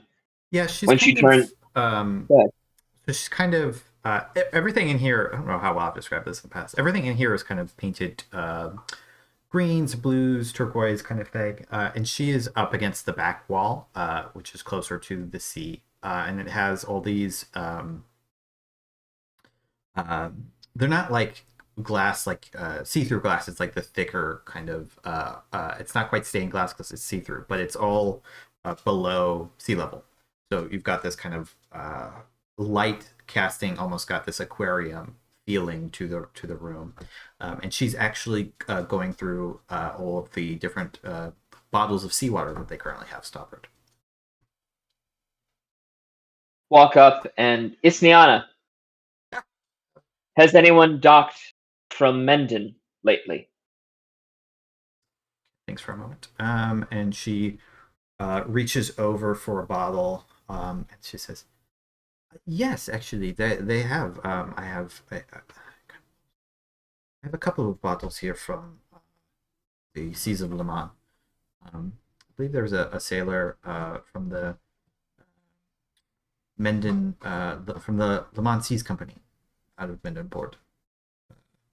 Might still be in town. They docked yesterday." I tug the one off the chain around my neck and offer it in trade. Is take that it the from dragon her. blood still? Oh, that's a good point, actually. Yeah, I don't think it has any arcane use to us. Yes, I'm comfortable saying yes. I'm introducing that. I want to know where that goes. It kind of looks at it. It's this like deep red, almost black color. She kind of looks at it. She says, "This is not seawater." It was. We need to talk, Isniana. She kind of glances at Sulveran, like maybe hoping you're gonna help out a little bit. Sure. You're not gonna jump in the water again, are you? She glances at the pool. I glance at the pool too. And Sulveran, you probably get the feeling for a moment that Alveron's about to jump, but then just kind of settles himself, and I might go for a swim later, but not for now. Okay. The Church of Similis is always open to questions and people who need aid. We are going to sit down and talk for a long while. And I'm totally good with role playing through parts of it, but the broadly stated, Alveron got the bit about being sea touched, and then understood that there were some parts of his past that he didn't fully understand. But based on everyone's reactions and the power that he now feels coursing through him, this is not that. This is something different. This is something more than what was explained. This isn't just one or two little cantrips thrown off to the side before. This is now he's, actually casting. I mean, he doesn't understand them to be first level spells, but he understands that he's working actual magic, and magic is actually being worked through him. And the second part is what scares him more than anything else. So he's going to walk and talk through that. And the feelings that have accompanied it, the not loss of control, but the sort of chaotic nature of that sea-based magic, especially coming into it later in life, is scary to him. Though, as we said, he's no longer feeling scared after his time with Sulveran. And also I will point out, like, I'll say that, like, normally at that juncture where, like, he went to go talk, Sulveran, rather than stepping back as is his usual want, just, like, stood there and just kind of observed because, I mean, Alveron brought him into this shit. So. Yes. Yeah, and I will kind of listen, waiting for you to kind of go through everything you're feeling, what is kind of has happened. I am, as I've said before, I am not the most devout or highest ranking cleric, even within this church that you're standing in. So I don't know if I can answer all of your questions, or assuage every worry that you might have. I remember you told me that you once trained with the church, and I can tell you from what little spellcasting I do that your magic sounds different, but I feel as though it is still coming ultimately from a similar place. The it is hard to see sometimes the weather that is up ahead. You could be out at sea and it could be calm with a storm just around the horizon. Your magic sounds to me to be something of this nature. I would suspect, though I am now expert, that perhaps you always had these things within you, and only your recent experiences have allowed you to tap into them. So I could be wrong.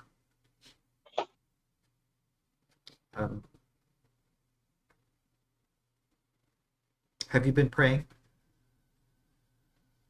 Alveron nods and smiles at that, and yes, more than in my past, admittedly. Especially when I am far from sea. I think that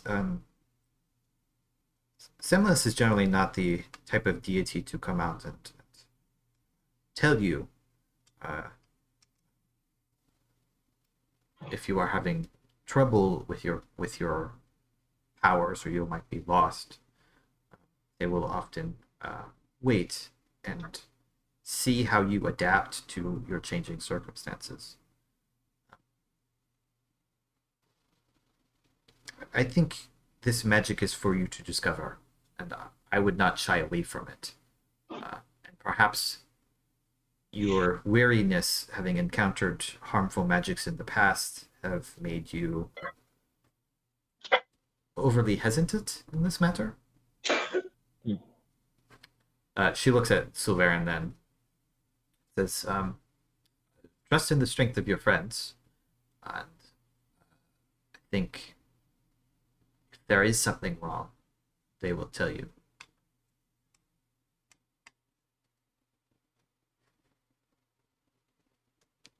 At that, Alveron nods and stands and looks to her, the priestess, and is there...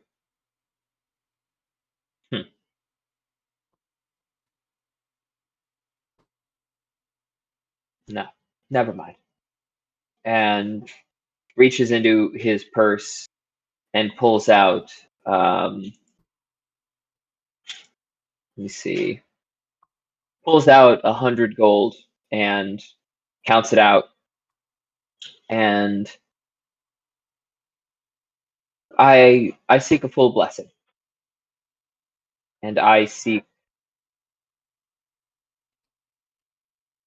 He realizes he's probably speaking above her level at this point. And she's going to need to grab someone above.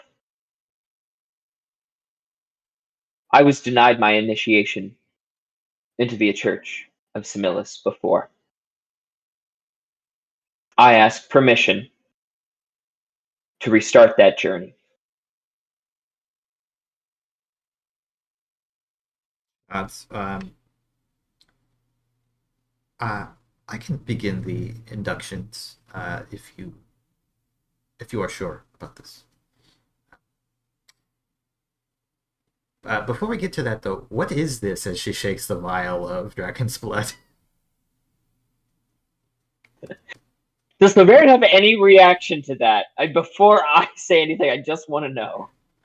Sulveran is watching it, and he's got his head tilted at Alveron, and probably just because Alveron is still kind of aware of how Sulveran is processing things right now. He is looking forward to what Alveron's explanation is for this. So we killed a shadow dragon very far Dragon's below blood. the earth, and that would be the dark essence of the creature. Yes, dragon's blood. That would be the dark essence of the creature suspended in the Seawater. physical manifestation of our god. Yes. It was my best attempt at the moment to I might have missed some classes on the whole priestly thing in the begin. If we were going to carry something of that nature, I thought seawater was the best buffer in order to not have that affect us. She almost it's like she's kind of just holding it, and when you explain like the dark acid, it's almost like suddenly it's quite heavy in her hand. She's like, oh, and like fumbles slightly for a second. Right. Okay. She sets it down.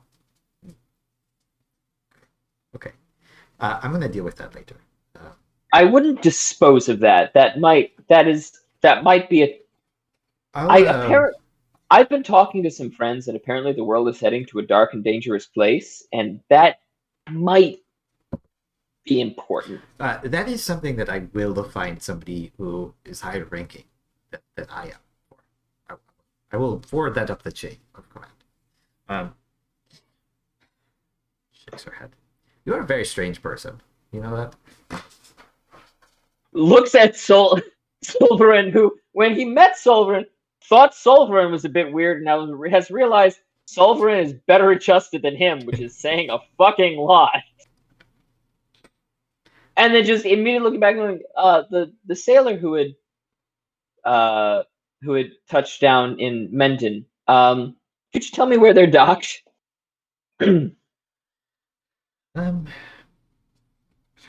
Flips through some papers. Yes, they were on the Ancient Sparrow. It's a merchant vessel of some description, I think. Ancient Sparrow. Understood. I have to go and talk to the dockmaster anyways, so that's perfect. Before you go, I will begin your initiation. Unfortunately, you do have to go into the water for this, so I'm going to ask you to, well, you don't have to disrobe, but if you don't want your clothes to get wet. I mean, Alveron is wearing the armor of the Sea King at this point, so I feel like his clothes are meant to get wet. Yeah, you're so probably it's good. Especially wearing the armor of the Sea King while being initiated, I feel like is fine. Actually, no. From a humbling standpoint, that's not. From a humbling standpoint, that's not fine. So Alveron will actually remove all of the armor of the Sea King and enter as he was born. This is a baptism. Let's do it right. Okay.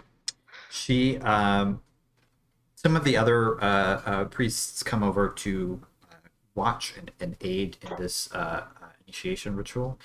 You are instructed to enter into the water as the clerics begin to speak.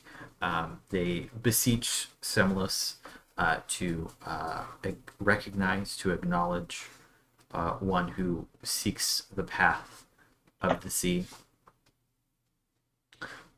to enter into your mind and welcome you. And you see, as this happens, functionally they're casting ceremony as like a ritual amongst them. But you do see, as this happens, the water begins to tide pool around you, though you are kind of eddied in the center, not ever really at risk of drowning. The water glows slightly as it does so. And you do hear in your head the booming voice of Semlus, who you've heard once before now, say to you, "Welcome." The water kind of like splashes down. Silverian, you get a little bit wet as it kind of out into the crowd. And Niana will help you back up, offering you a towel, though you find you are not that wet, really, and say, "Well, you're not a full cleric yet, so don't go around saying that, but welcome, initiate." Alveron is in a hugging mood, I think, this session, and even though the towel is offered, just is so overwhelmed, just gives the full hug, But not thinking about. She kind of she will return the embrace after a moment of surprise.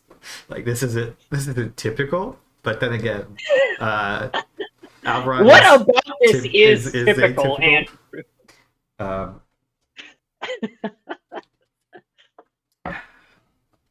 And thank you for placing your trust in me, Alveron.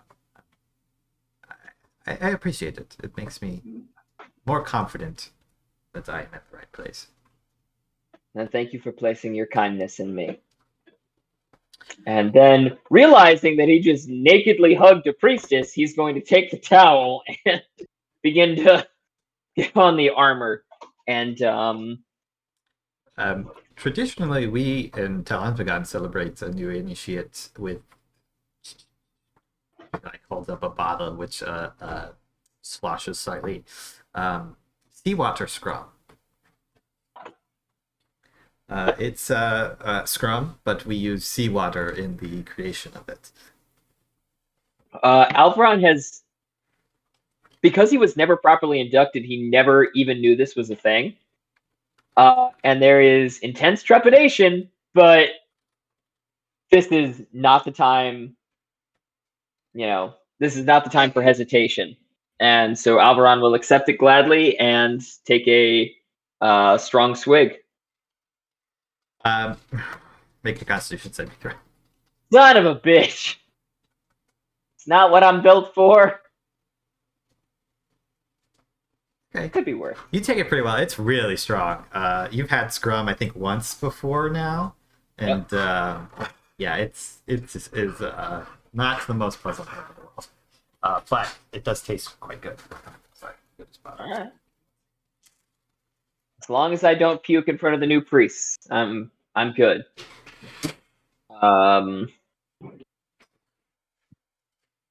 I will. They expect you to get drunk with them, just so we're clear. Oh, totally clear. My next thing will be passing it to Sulveran, and actually, again, Alveron brings Sulveran into an embrace, and presumably says, this time Sulveran has time to just very casually and comfortably hug him back. and then quiet enough just for you to hear, says, "Thank you for not having me do this alone." Tighten, and then bring back with the flask of scrum presented. Niana will say, we could stop by the dock, Master, on the way, but we are heading to the beach, and you will be joining us. There's a genuine laugh out of Alveron, and Sulveran probably knows that there's a tenseness that usually comes when Alveron laughs. As if he's almost worried to catch himself laughing and almost worried at feeling joy. But there's none of that tension in him now. And I presume we head down to the beach. Mm-hmm. Niana will say, invite your friends, feel free. This will be a celebration. We are currently getting everything ready. Yeah, they'll start to begin preparations for a beach party and bonfire. I will slip 10 gold to a messenger boy and a messenger girl and send them in the correct locations to let people know that there is a celebration happening. So, right. We will quickly jump over before this runner finds everybody else. We will jump over to Uba and Medea sitting in a bar, having a drink.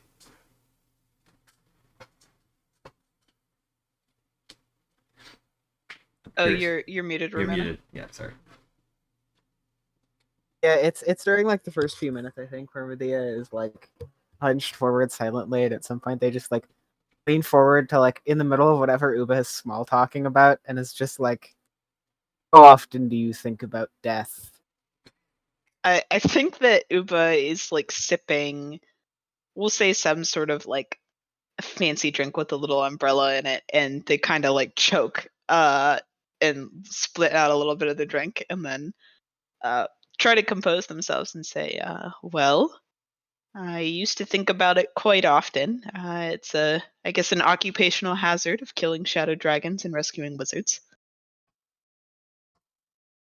It can't all be for the money for you, right? Like, is the money just to distract yourself from that gaping void of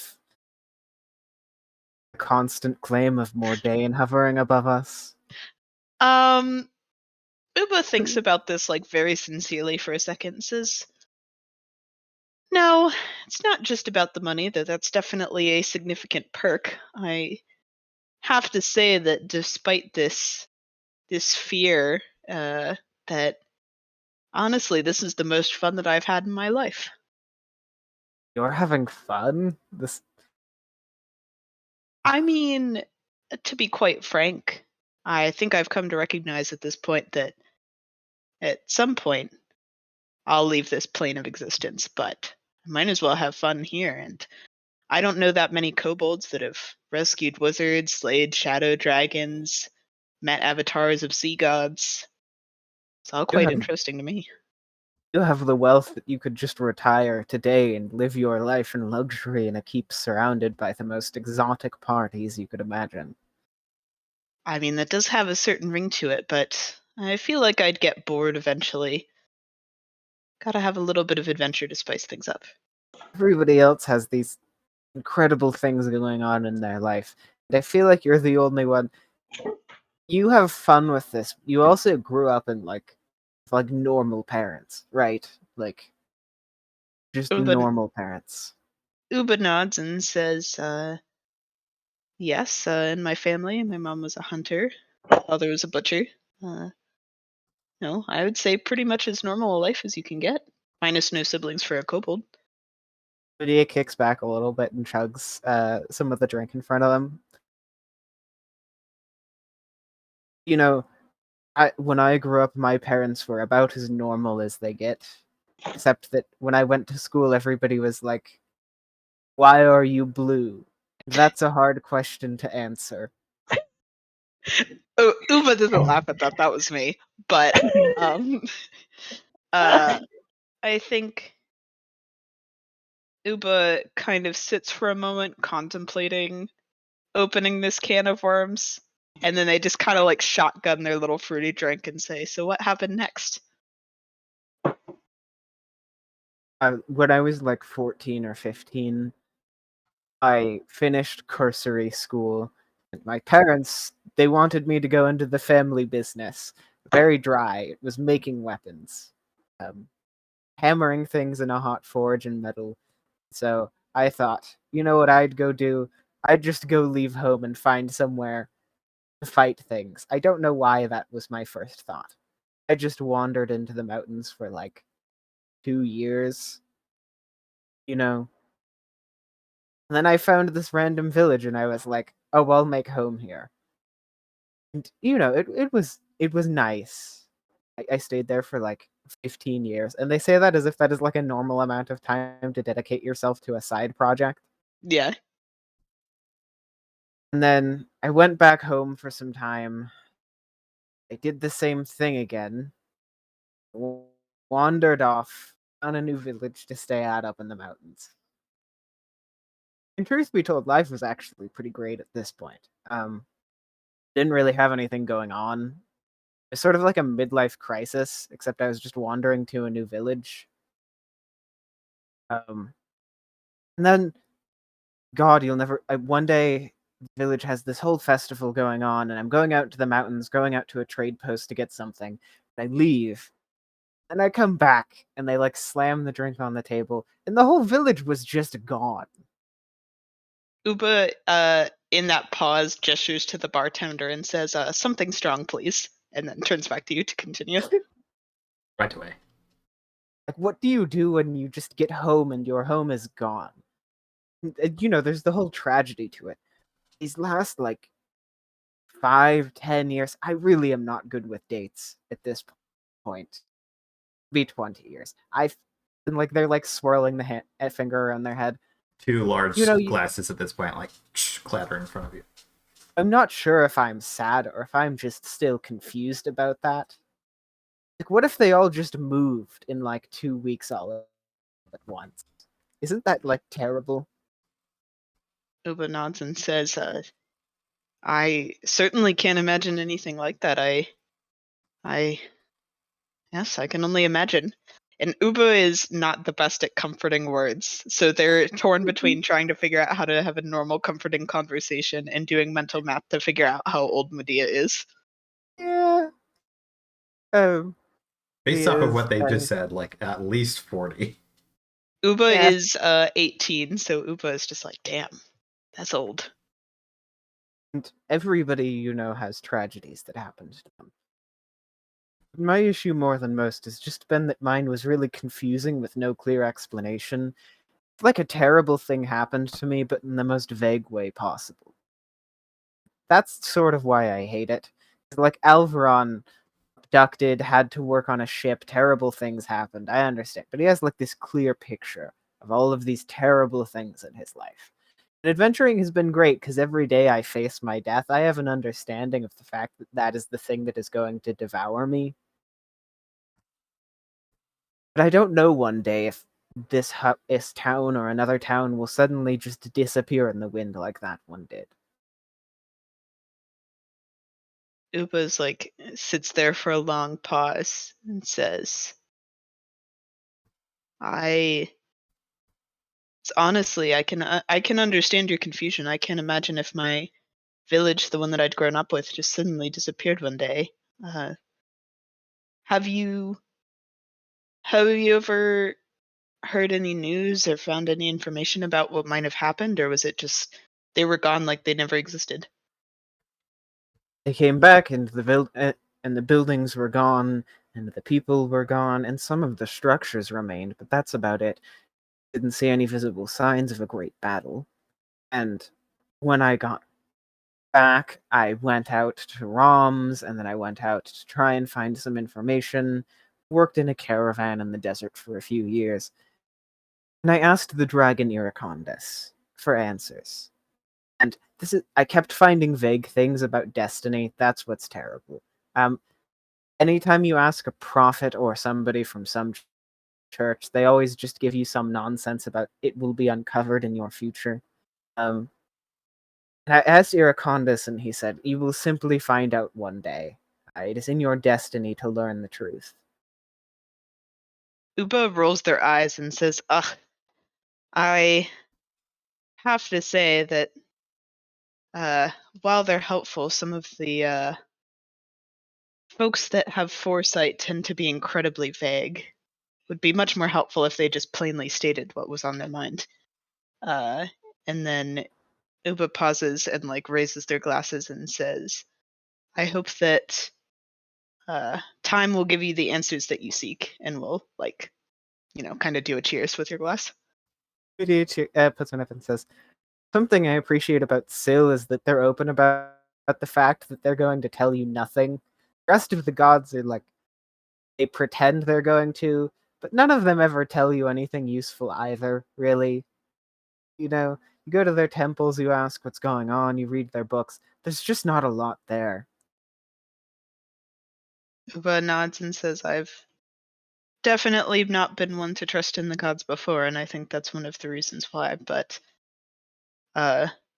perhaps this destiny of yours will help you in the long run." Around this time, a out of breath looking younger Elkar enters into the bar and says, "Excuse me, I'm looking for Lord Uba and Medea." Uba raises a claw and says, "Over here." Oh, so he says, "I've been instructed to leave this message with you. Alveron and Sulveran having a beach party with the Temple of Samilus. Alveron inducted into Order of Samilus. If you would like to attend, go here." As he explains where to go. Uba says, "Thank you for the message," and tips. I don't know what an appropriate tip would be, 2 silver, I guess. Sure. Yeah, that's much more appropriate than the 10 gold they were given to do this. And Uba kind of turns to Medea and says, "I would be interested in talking with you more about your village, but for now it seems like Alveron's gotten into some trouble while we've been gone. Shall we go and see what they're up to?" Yes. Hopefully he has accidentally summoned something to fight. And Uba chuckles and gets up to leave. Medea sort of staggers as they get up there, a little bit wasted. And they don't have to balance on anything, but they sway a little bit more normal, or sway a little bit side to side than normal. So the two of you exit the bar and go trying to find this beach party as promised. Will, you receive a similar message towards the end of your bathing period. I think Will got out of the bath and went to do something. Okay. Because I think Will is well, I have money. I was going to pay old Bart if I had to take him back today. And has decided to go clothes shopping. Sure. But yes. They'll find you alone. That makes more sense, actually, because they'll find you at a more appropriate time. What kind of clothes did you want to buy? Will's buying just, instead of pants and a shirt, a couple of dresses. But they're heavy and they are quite long, but very still seafarer-ish, and ram's cut instead of Anfagon cut.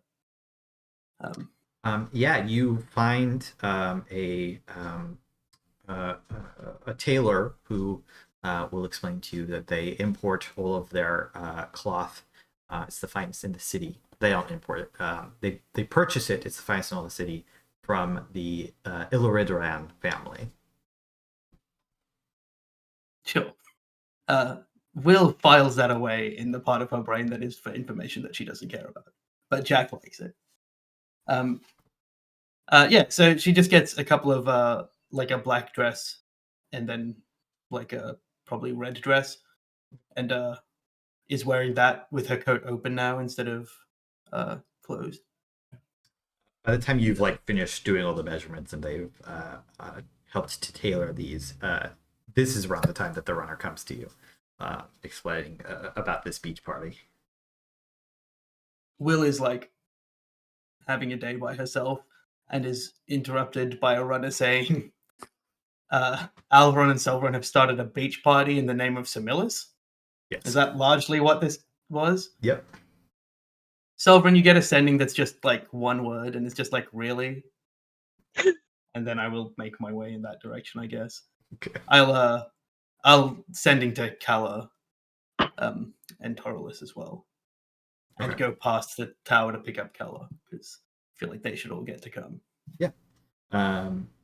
Kella has already, the runner came to them earlier than you, and they've already started to pack a number of different things for a beach party, including some balls and various other kinds of shovels, things to make sandcastles with, some buckets. Mel, why do you have all this children's paraphernalia for beach parties? Are you telling me that you don't make a sandcastle when you go to the beach? The only times I've been to the beach are when one of my ships have run aground. Okay. I have them for this reason exactly, actually, for parties at the beach. Will doesn't get it. But Will doesn't get most of the things that Samilis thinks is necessary. If it helps you, I haven't used these in maybe 90 years. But when you live as long as I have, you collect things. Certainly helps me see time stretch out in front of myself. But she'll wait for... Presumably Melf is also coming. Yes, Melf will come, whether he was intended to be invited or not. He is elected to invite himself. Who fucking remembered to invite Urt? Like, where is he? Or go near sand or water, its course. It gets everywhere, Charlie. Again, the middle. As it would happen, you, Alveron and Silverian, you along with your, all these priests and clerics who are coming out with you, you head out onto the beach where you've there's like lots of different people at the beach, Elkar, humans, different people from the city. You do find that old Bart is already there, actually. He has his trousers hiked up to the knee and is wading into the water and like picking up seaweed, sniffing it, and then like throwing it out of the way, and then like doing that while Max kind of runs around and splashes. And Max actually notices you first, and he comes bounding up to Sulveran going, as dogs do. Aww. Yeah, Silverian is just like leans very far down and just pats the dog, and then commences to like removing all of his armor as far away from the worst of the sand as he possibly can. Because yeah, that looks like it's going to be a pain to clean. They begin to lay out these large blankets, massive.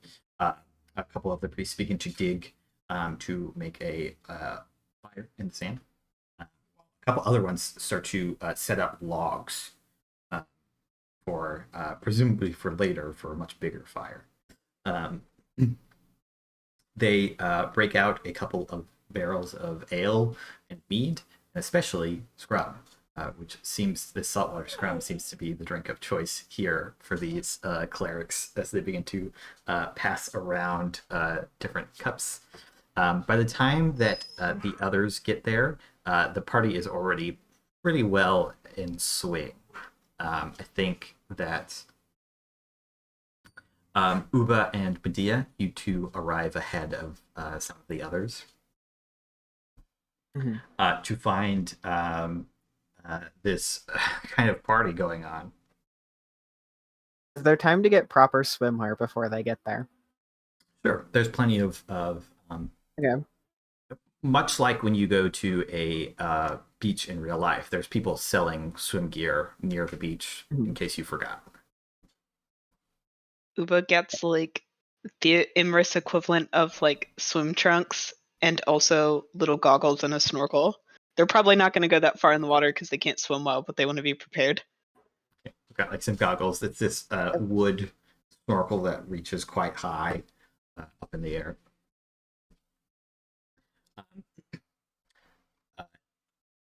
Alveron and Sulveran, you see Mattia and Uba coming up, decked out in swim gear. This is like, I think this is like the first time Medea hasn't worn like clothing that isn't super heavy. Like they're just wearing swim trunks and like a swim top.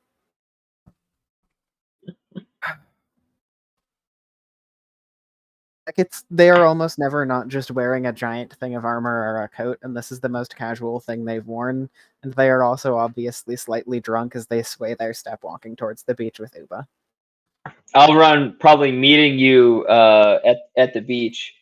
Alveron is the one now wearing the full suit of armor and hasn't taken it off yet, and just kind of notes looking at you. It's just, well, this is the change from when we first met, isn't it?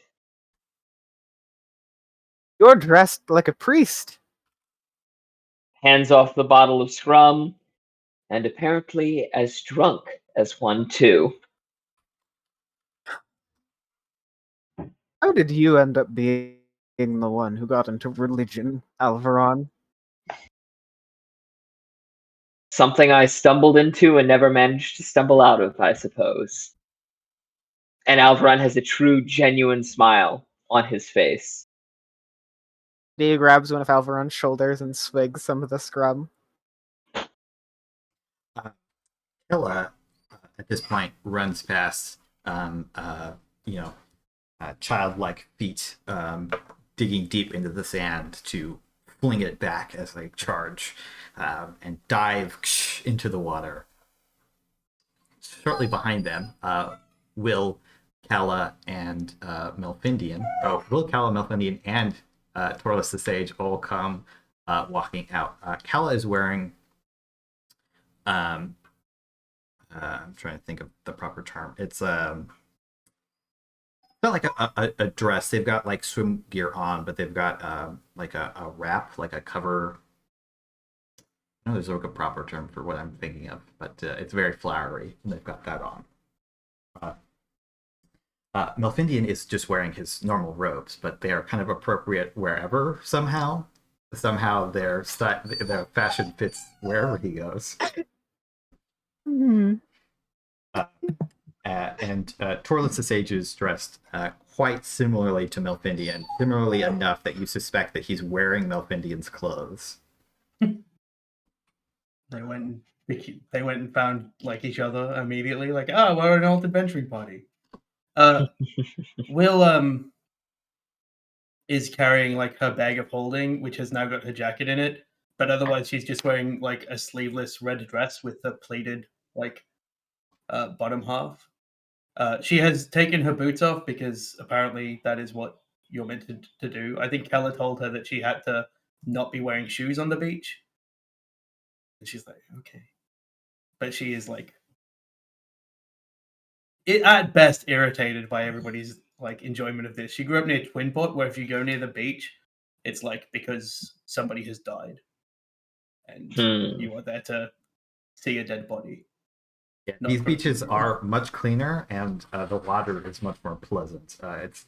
This is far like less dead fish corpses. Yeah, Jack probably won't get this, but this is actually you've seen enough movies. This is like Pacific California water as opposed to like in the northwest the northeast. Oh, I thought you were going to talk about the Gulf. Sorry, and I was it's actually confused closer talking about to. Gulf. I was gonna say it's actually closer to like Caribbean style water. So it's very clear. I'm gonna picture it as nice. the Sandbar Beach from Pirates of the Caribbean 3. Yeah. But yeah, Will is like hanging out with the old wizards because she's like not that into the party aspect. They're doing the slightly old man thing of sitting back in chairs, sipping and chatting, talking. They're basically talking shop. So Torlus is kind How of. often do you get to listen to two heroes from stories just talk shop to each other? So like Will's like, I'm gonna file this away. This is my celebration. Torlus is kind of explaining to Melfindian about his captivity was like. And also, inquiring, he kind of says, I lost my main spell book. You wouldn't happen to, I don't know, could you share a couple spells? And Elf's like, I think you can find them again somewhere else. Thank you. Will says, I have a spare spell book from someone that was on the Shifting Sands. Shifting Sands? No, that's a different character entirely. Yeah. Black and Skies. Says, I'll take a look. Wrong voice. I'm confused. I'll take a look. I have a couple backup spell books, but fortunately, I've been lazy about copying all my latest spells into them. Will nods like a level 1 wizard who doesn't really get that, but sure. And Torlus will actually ask you about your strange spellbook. He's kind of curious about that, and you will kind of chat about that for a little bit. Sure. Yeah, Will doesn't feel out of her depth talking magical shop with Torlus and Melf, which is like, it takes her maybe 10 minutes to realize that she's not someone standing looking at greatness. She's like someone that is able to converse with them pretty easily about magic. She's like also out of the corner of her eye watching Kala. And I do want to do one thing that is for fun times. I'm going to send my snake to scare a random priest from Similis. Just like a little desert snake going around to try and find a bare-footed thing to irritate. But specifically not the one that Alveron already is driving to an early retirement. You all kind of turn to hear a shriek from a very concerned and confused Elkar cleric, as you see a small stake, which some of you probably recognize as being a variant of Will's familiar, slithering past all these clerics, scaring them. Kella is making a sandcastle with Kella, and Max is kind of watching. I'm curious, Sylveran, what are you doing? I'm assuming that, what time of the day are we at right now? This is getting on dinner time, and the plan clearly seems to go into the night. At least these clerics. Yeah, so just as before, as it got dark, Sulveran sets himself to setting up a much, much more substantial fire. The kind of bonfire that he would have set or helped tend while he was at a campsite with many of his tribesmates, and settling in for the night. And so he's settling that together and mostly just observing Alveron, and then once he's satisfied that Alveron has collected with enough of the priests of Similis, as every time that Alveron passed him that seawater, that scrum, Alveron had seen him drink plenty before, and Sulveran doesn't tend to he doesn't seem to try to hide it, but he doesn't imbibe as he normally would. He just sips here and there, and then sets to watching each individual group. But yes, he did go barefoot. He's wearing just loose cotton trousers and loose cotton, almost a blousy shirt. Okay. Will is not drinking. Sure. I don't think Torlus is really drinking either. Partially because it's it's probably not the best idea with my current condition. He's probably still down at exhaustion point. I think if I did that, the day's right, 1 or 2. Yeah, Sulveran is not unsubtly watching Torlus in there. I'm assuming that Torlus never took him up on an offer of additional healing, so he just kind of idly observes him. I think his response to that would have been save your spells. I will recover given some time. Uba, Kella at one point invites you to go swimming with them. I think Uba will say, to be quite honest, I don't know how to swim, but I will at least stay in the shallows. Perhaps you could help me. Yeah. Maybe you don't know how to swim. I've It's just very never had easy. the need to learn. I've never been near the ocean until I started this adventure. Not even like a lake or a river. There was a river near home, but usually there were ways to cross it without having to get into the water. Okay, come on. Start And to Uba get- makes sure to like put the goggles and the snorkel on, even though they're probably like barely going to go into like a foot deep of water. They want to be They prepared. taking on a will impression. Start to instruct you on the art of swimming. I'm curious. I just want to try a like swimming is athletics. Yeah, for sure. I'm just gonna roll this and see how well I do. 13 plus whatever I get for plus 5 for the gloves of swimming and climbing. So actually, you're he was fine. doing pretty good. I was gonna say you get knocked down by the waves a couple times, which you probably still do, but like Yeah. with the gloves on, like you have this, it's almost preternatural, this instinctual swimming ability that helps you. Kella's like, are you sure you didn't lie to me? Uba says, I promise you're just a great teacher. Okay. Medea, some of the clerics, Medea and Alveron actually, some of the clerics invite you to play a game. It is very similar to traditional lacrosse. So these are very small, the smaller balls and smaller sticks. Mm-hmm. Medea stops making a sandcastle to do this. Absolutely. They were making a small sandcastle version of Uba's keep, for reference. Nice. Yeah, you both make me athletic checks. I think that's the most appropriate for this sport.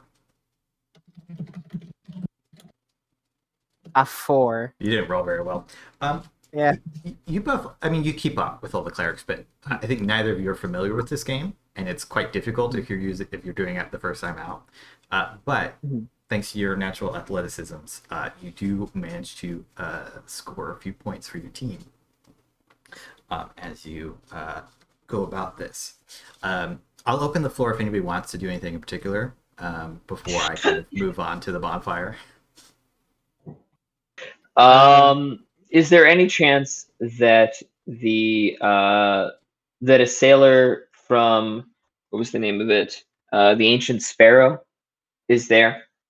I'll tell you what, you can roll me a good die, bad die. Ooh. Alright. So you just want 2d20, Get a 1 right? good die and a 20 bad die, and there's a kraken. There's a We're gonna kraken, find yeah. a kraken again.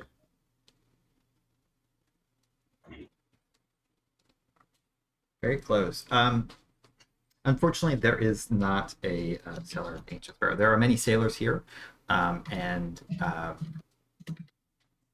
some of them are happy to chat with you and even stop by the party, as they can clearly see it's a bunch of clerics of Semilus, though they're none of the Ancient Sparrows here. When you stopped by the Dockmaster, you did ask, and they are going to be here until tomorrow is when they've paid up.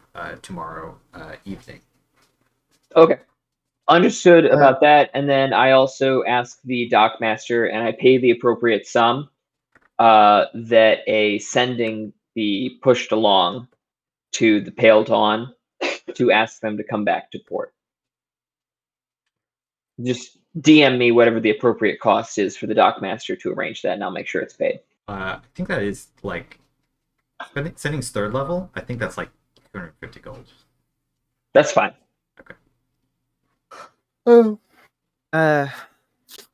Medea's going to throw on their cloak of the manta ray that they brought with them, and they're going to try and wrestle some big fish out of the ocean to cook. Okay. They're just gonna like make me a survival check with advantage for the manta ray cloak. 15. Yeah, you wrestle out a sizable kind of swordfish-esque catch, which immediately goes onto the grill.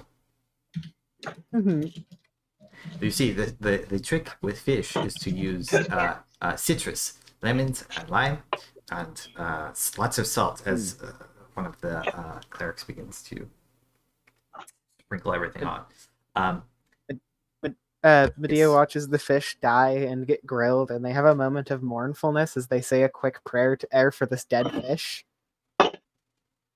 Seemingly indecisive about religion, but thinking that maybe this fish deserves a funeral in their own mind. It's fair. Um, Somewhere out there, there's a dog I- laying on the dirt. yes. I think how long passes between when Will gets there and like the what seems to be like the cap of this bonfire thing is starting? Like 4 hours Oh, or so. Like quite a Will while. after an hour is like walking off to just wander around the beach away from like whatever religious thing this is that Will's like probably aware of but doesn't want to be a part of. Kala will Hey. join you unless you. I need to step away for 5 minutes. I'm very Nice. sorry. No worries. No problem. Kala will join you unless you. They'll ask first. They'll be like, would you like some company? Will said, I think Will will say, you know that I always like your company, Kala, but there's no reason for you to be caught up in my restlessness. Besides, someone needs to watch Kala, and everyone else is drunk. That's true. I'll walk you to the edge of sight and I'll come back. Sure. Yes, we'll do that. Kind of walk off for a bit. And by this time, the beach is, because it's like sunset at this point. So it's very beautiful, your walk, as you are kind of looking out there. You can see some of the islands in the bay and everything like that. And you have some time to think and like, be alone, which you haven't been alone in a while, other than your brief respite earlier today. Around this time, Ort somehow, through whatever Ort powers that he has, comes to the beach and he says, "Hey, where was my invite?" That's funny. Medea spreads out their arms and says, "Right here is an invitation to wrestle."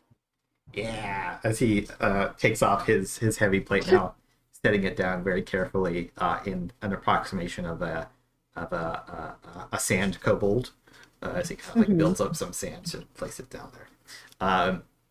And sure, make an athletics check. Opposed, I will make one forward.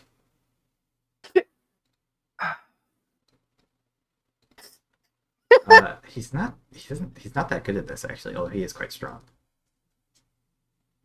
Oh, you just barely beat him. His technique is better than yours, but It's all about technique. you're clearly stronger than he is. As you both like throw each other a little bit, wrestle in the sand, kick some stuff up, but you get him in the lock, and he's like, I give. You're pretty good at that. Did Kala return after she walked Will to the side there? Yeah, she kind of walked off for like 5 or 10 minutes, and then came back while Will kept walking. Okay. I think in that case, eventually, like Sulveran watched Kala return, waited a couple of more minutes, and then followed after. And he's not like, I mean, he never is particularly healthy. My brain thought that was my dog, even though it was clearly not my dog, because that dog has like 30 pounds on mine and is a competent dog. A competent dog. My dog could not be called competent. He's 14 pounds of corgi pom mix. Ugh. Okay. I'm sure well, he has a few brain cells. Oh yeah, he's got brain cells, but he just can't dog. Okay.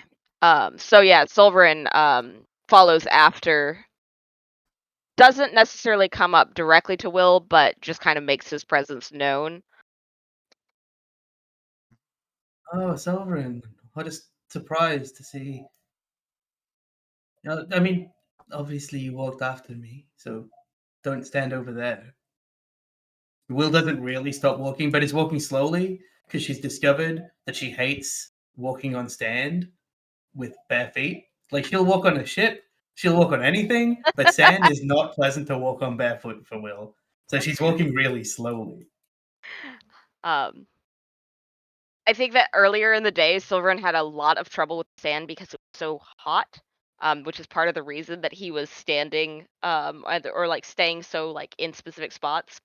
But now he's comfortable enough that he joins her quickly, and looks back at the party, and then nods at Will. In the moonlight, you can hardly tell, and he indicates the hair. I had forgotten about it. Will lies, just like not even trying to